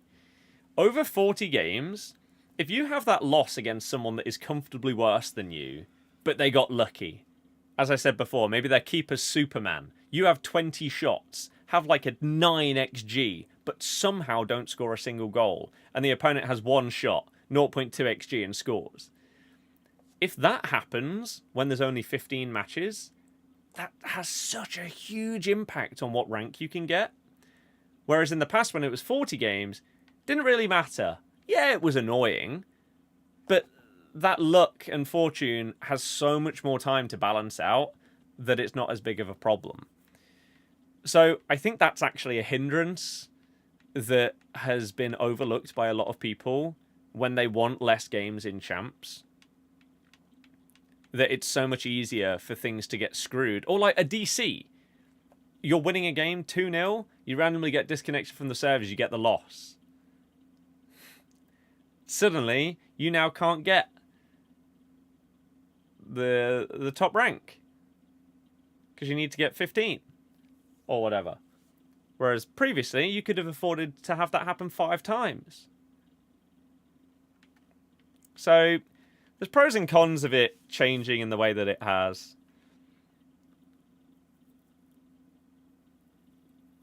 Hopefully we see more of the semi-auto offside used well this weekend. I mean, last time they took ages, didn't they? Sold same as digital to get a trunk back. Fair enough. The improvements are really good. But again, they should be because it's so expensive. It's so expensive. The average person that's hopping on their PS5 to play, I don't know, Forza when it comes out, they might not even have like a TV or whatever that is expensive enough to even be able to utilize the difference between a PS5 and a PS5 Pro. As I say, it feels like the most needless mid-console generation upgrade that we've ever had. Because of what I've just said, but also because it took so many people so long to get a PS5. One, because they were expensive, of course, but two, because of all the supply chain issues that happened at the start, COVID and everything like that, the chip shortage. So you're introducing this, but by the time that the average person would need that, you'll have a PS6 coming out. I'm really, really interested to see whether we get a same-year release for the next generation of consoles from both Sony and Microsoft. Because from all the leaks and rumors, it looks like the next Xbox is going to be a hybrid between a PC and a console. Which, if you look at the shape of the Series X, you wouldn't be like mental for assuming that that was the case with this one, because it looks a bit like a PC tower. So for the new one to maybe be this combo where you can also play like your Steam games and everything like that on it would be crazy. And I feel like unless Sony are going to match that, then it feels like Microsoft are basically trying to merge PC gamers and Xbox gamers into a single market, which feels like their only way back, really. Because the miss of the Xbox One compared to the PS4 in their pre-launch marketing was so bad that it just killed them for that gen. In reality, when the consoles both came out, they were basically the same. But man, that has to be up there with some of the worst, like the biggest fumbles of all time. They so easily could have won, like just continued with the player base that they had from 360 compared to PS3. So now they have to change. Game used to be so good back then. When you get an icon or something, it was huge. Now it's like playing with superheroes. Yep. Nothing really matters, because next week there'll just be a better version of that player. Times have changed a lot. Amelia, not really. No. That would cost money, and trying to save right now, unfortunately. We've got a good team, played FIFA since 98. Can't buy a win this year, and Champ's done alright recently. This year can't crack it. Any tips? My tip is, honestly, don't take it seriously. Because if you do, I feel like you will actually enjoy the game less. If you care about getting really good at this game, I genuinely think you will have a worse experience with it. Because the meta and top level of this game is not an entertaining one. If you really, really do want to get better, there are so many pros that will have tips and tricks, videos and formations and tactics and do this evo on this player and stuff like that you can follow. But honestly, I think that the game is significantly more fun if you just play on vibes. Do your own thing. And if you do want to improve whilst also enjoying it, then maybe you can try and analyze what's going on. For example, if you can record the clips of like goals that you score and goals that you concede, then maybe you can analyze those and think, oh, okay, they did this 3 times against me and they scored every time. Maybe I can look at that scenario and figure out either how can I add that to my own game, or how can I figure out how to stop them from making it work so easily. And again, the same with you scoring. If you end up scoring a particular type of goal and it's like, oh, okay, that was really good.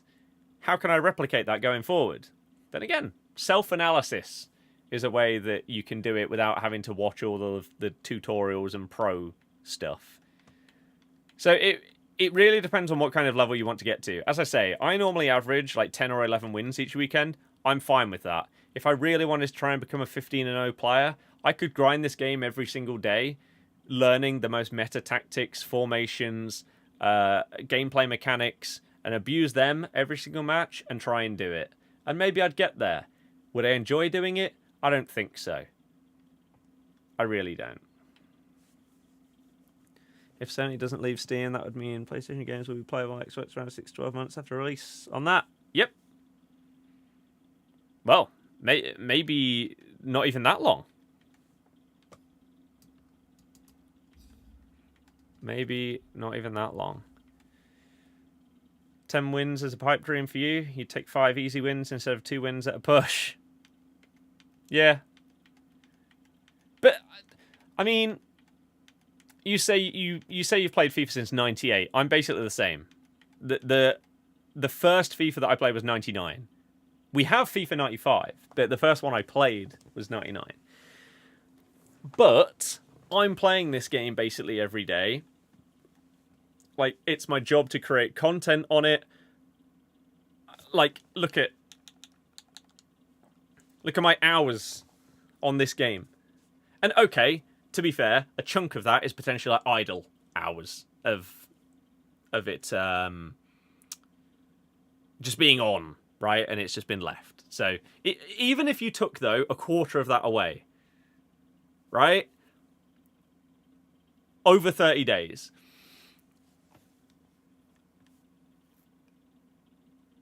That's incomparable to the average player. It just is. So even though I don't try hard or sweat,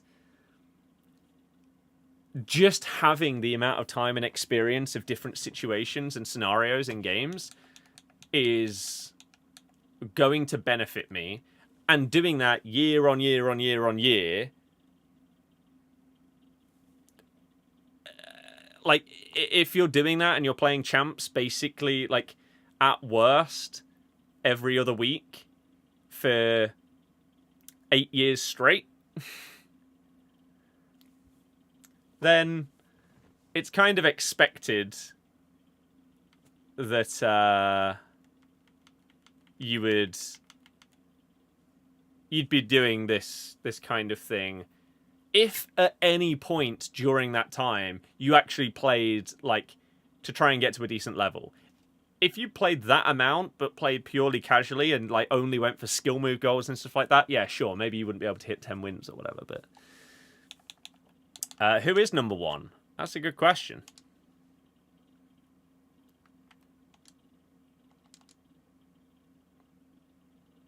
Fozzie. 59. You've been playing FIFA since 95? No. We own FIFA 95, and I have played it. But the first one that I played was 99, when I would have been... Well, when would 99 have come out? That would have come out in 1998, I guess, if it's the same as it currently is. The year of the name of the game is like the second half of that game's life cycle. So I guess FIFA 99 came out in 98. So I would have played it when I was like 4.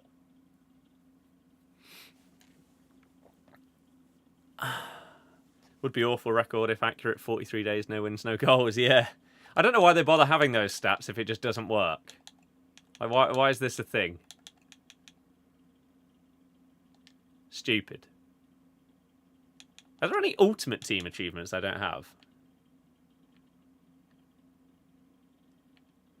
Surely not, right?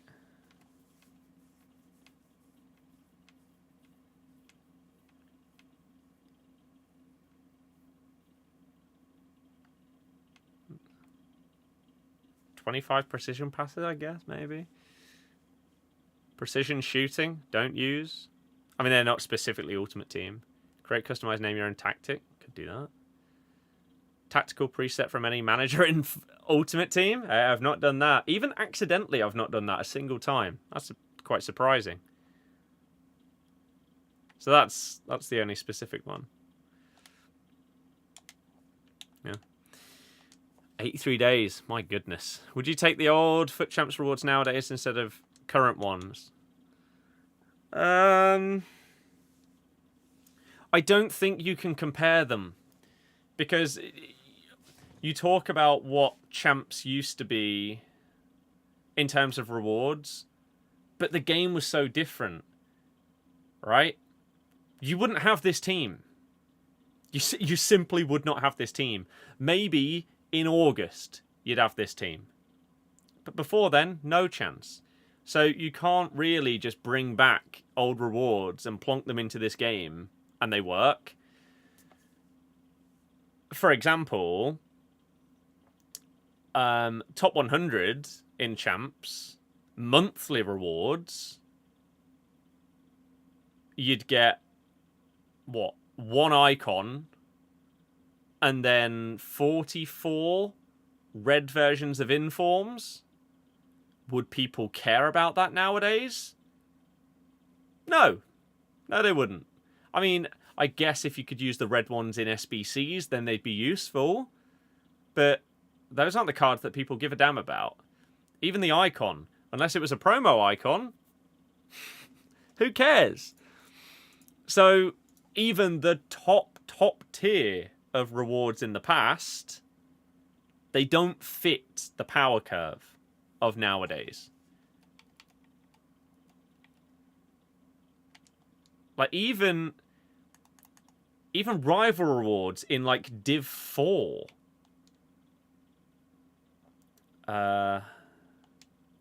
Oops.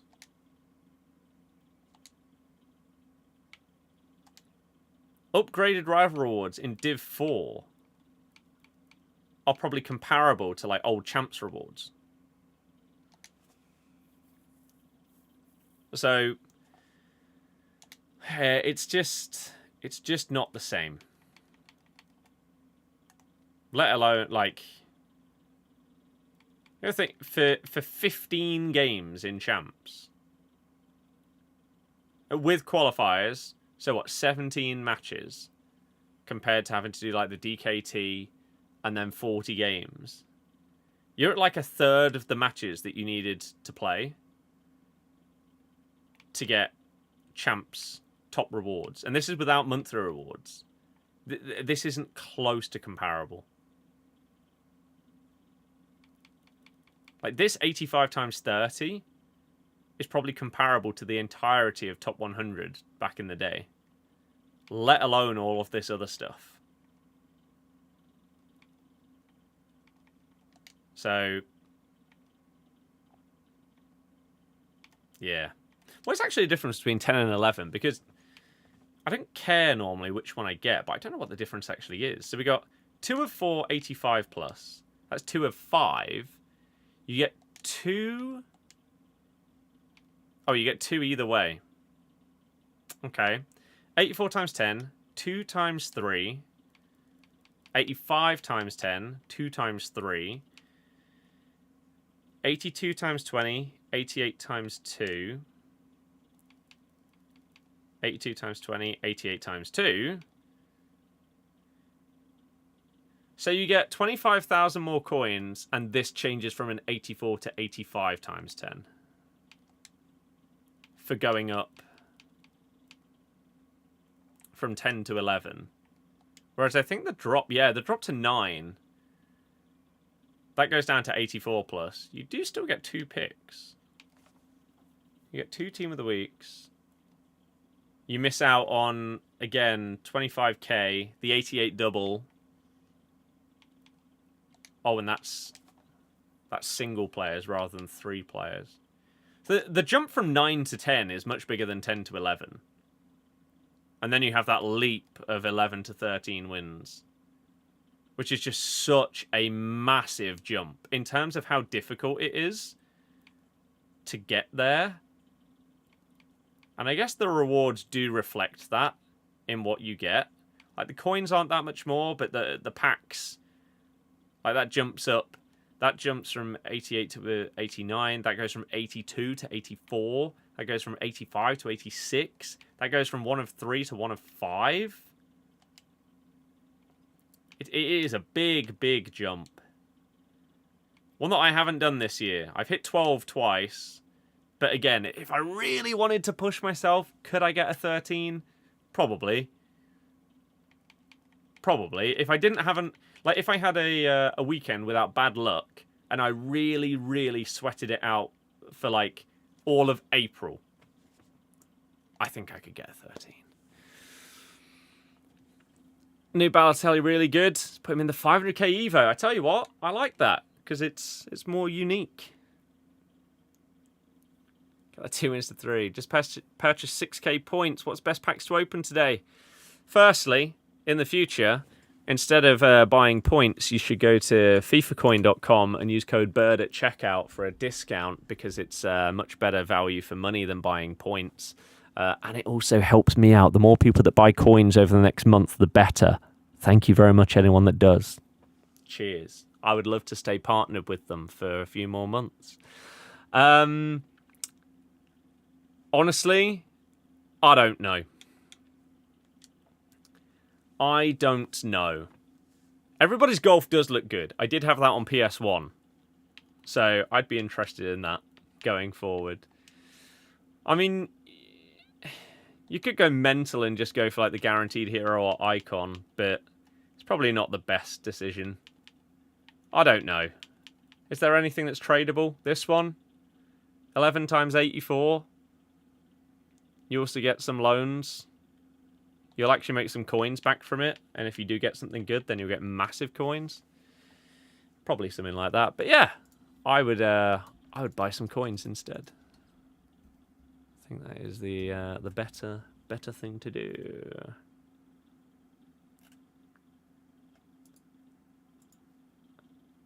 Oh, apparently the pre-order time will be announced by Nintendo, which would therefore make it make sense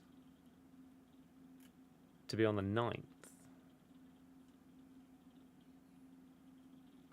Retailers saying they expect to sell out of allotments on day 1 in the US.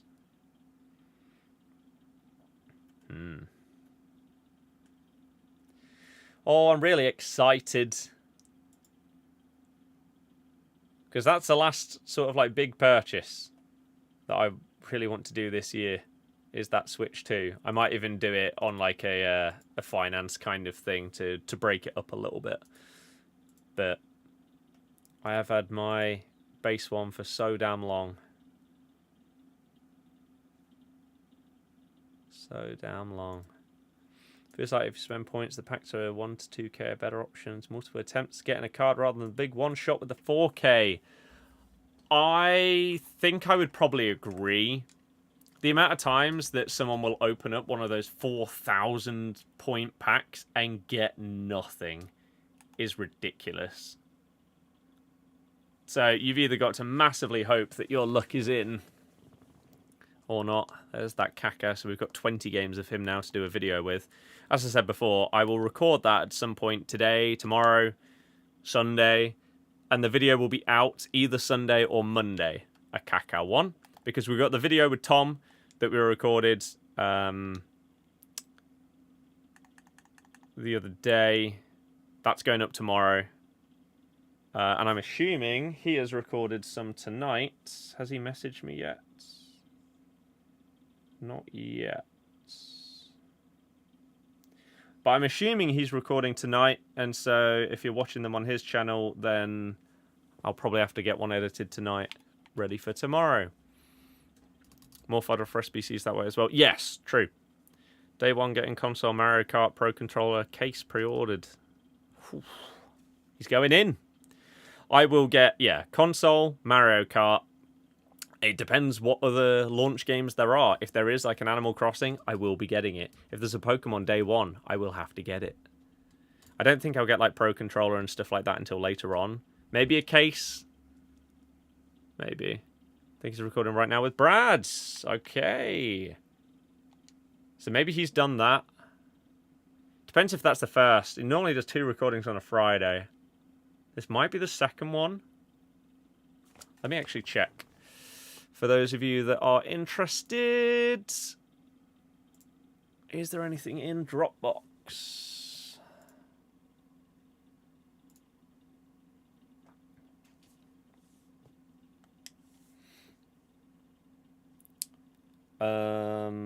Projects.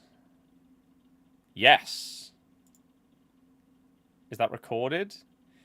Yeah. So he's recorded with Curbs. He's done Kaka. And then tomorrow... So that video will go up on Tom's channel tomorrow. In terms of...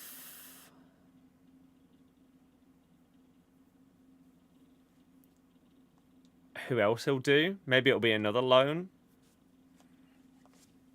For Sunday's vid. I don't know. I can get that edited tonight. Pokemon fan, FIFA in the 90s means you played the OGs. Hell yeah.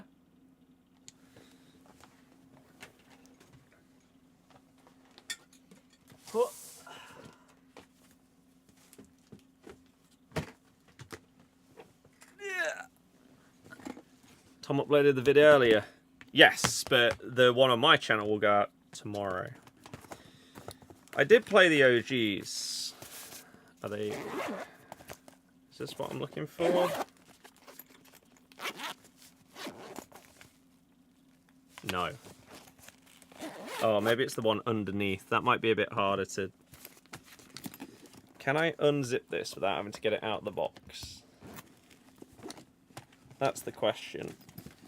If the answer is yes, that would be sick. Or maybe at least reach inside for something.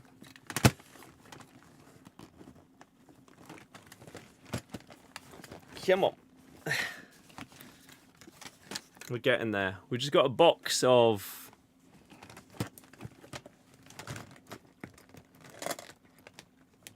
Xenoblade does look cool. Ugh. A box of older things. Here you go. This is exactly what I was looking for.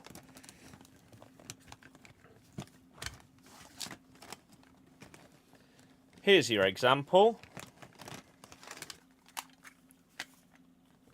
Pow. The classic. With all of these. Hell yeah. Hell yeah. Who needs them on a phone when you've got the originals? Although, to be fair, that would rely on like the Game Boy actually working if I tried to turn it on, which, to be honest, I don't know if it would. I'd like to hope so, because technology from back then seemed to actually have really good build quality and last for a very long time. Look at, like, the Nokias and stuff from back then. Couldn't break them if you tried. Oh, I took that controller out. Did I bring my original Pokemon all the way across to home? Some of them, yes. I could definitely show you at least 3. Because of their nicknames.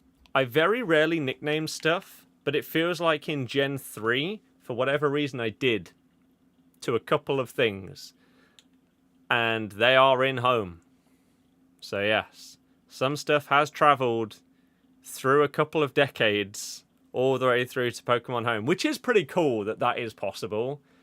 It's not like this, where... Remember on like the web app where you used to have like FUT Generations and you could put in the cards from the different games? We don't have anything like that anymore. They take the servers down after 2 years now. That'd be so cool for me to be able to go through and look through my like FIFA 09 club when I went bankrupt and stopped playing Ultimate Team because I didn't know how it worked. Good times. Great times. Bounce, cheers for joining. But yeah, I do also have, I can't remember what the app is called. The One. Delta. So I do also have them there as well. In terms of champs, I will not be doing all of it tonight, but getting through 6 games. What I need to remember this time is don't forget to play the other 9, because that's what happened last week. You pack Leon Bailey, you can hate me. Is he even that good? Leon Bailey. He's extinct at 240k. Oh, he's double 5. That's cool. His passing is a bit crap. His composure's crap. Outside of that, he does look pretty good. Okay. Should allow you to access previous games, say legacy cards, whether useless current game, still view them. Yes! Even if you could just look through the old clubs and stuff like that, that'd be so cool. But yeah, this is what happened last time. I got rank 9. So, I need to not do that this time and actually play the rest and get up to 4 or 3. And just get some coins, get some rewards. Get me some stuff to do a video on. But we will be doing that Kaka video, like I said, 100%. I have got new Forza achievements to get. Now that that last set of like new live service stuff is on the game. If you have enjoyed today's stream and didn't already, make sure you like it if you're on YouTube. If you're brand new, my name's Scott.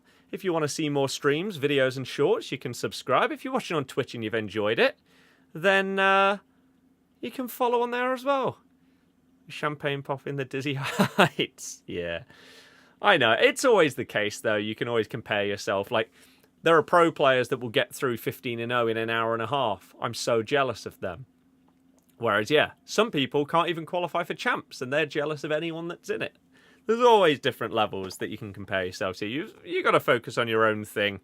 And if you want to get better, then you can try. But if not, like me, just vibe and sit content where I'm at. So, yeah, over this weekend, as I say, not Team Takedown. Wheel Builder Battle will be live tomorrow for you. There's FA Cup, isn't there? So let me see what time I'm going to upload. I'm not going to stream tomorrow because I'll upload and then I'm heading out for a good amount of time. Probably from like, I don't know, 3 till, I don't know, could be something like 10 o'clock. So probably not. Sunday, I'm going out for a bit for Mother's Day. But maybe I'd be able to do a stream. I'm not sure. Let me quickly check football times, though, tomorrow in terms of when I'm going to upload. What FA Cup have we got? Fulham Palace and then Brighton Forest. Okay, there's a gap in the middle there. So maybe I'll upload the vid for like 3. Because then even if Fulham Palace went... I don't know if it can. If it can go to like extra time in pens or something like that, then it would still be out after that. So I think 3 o'clock for that video.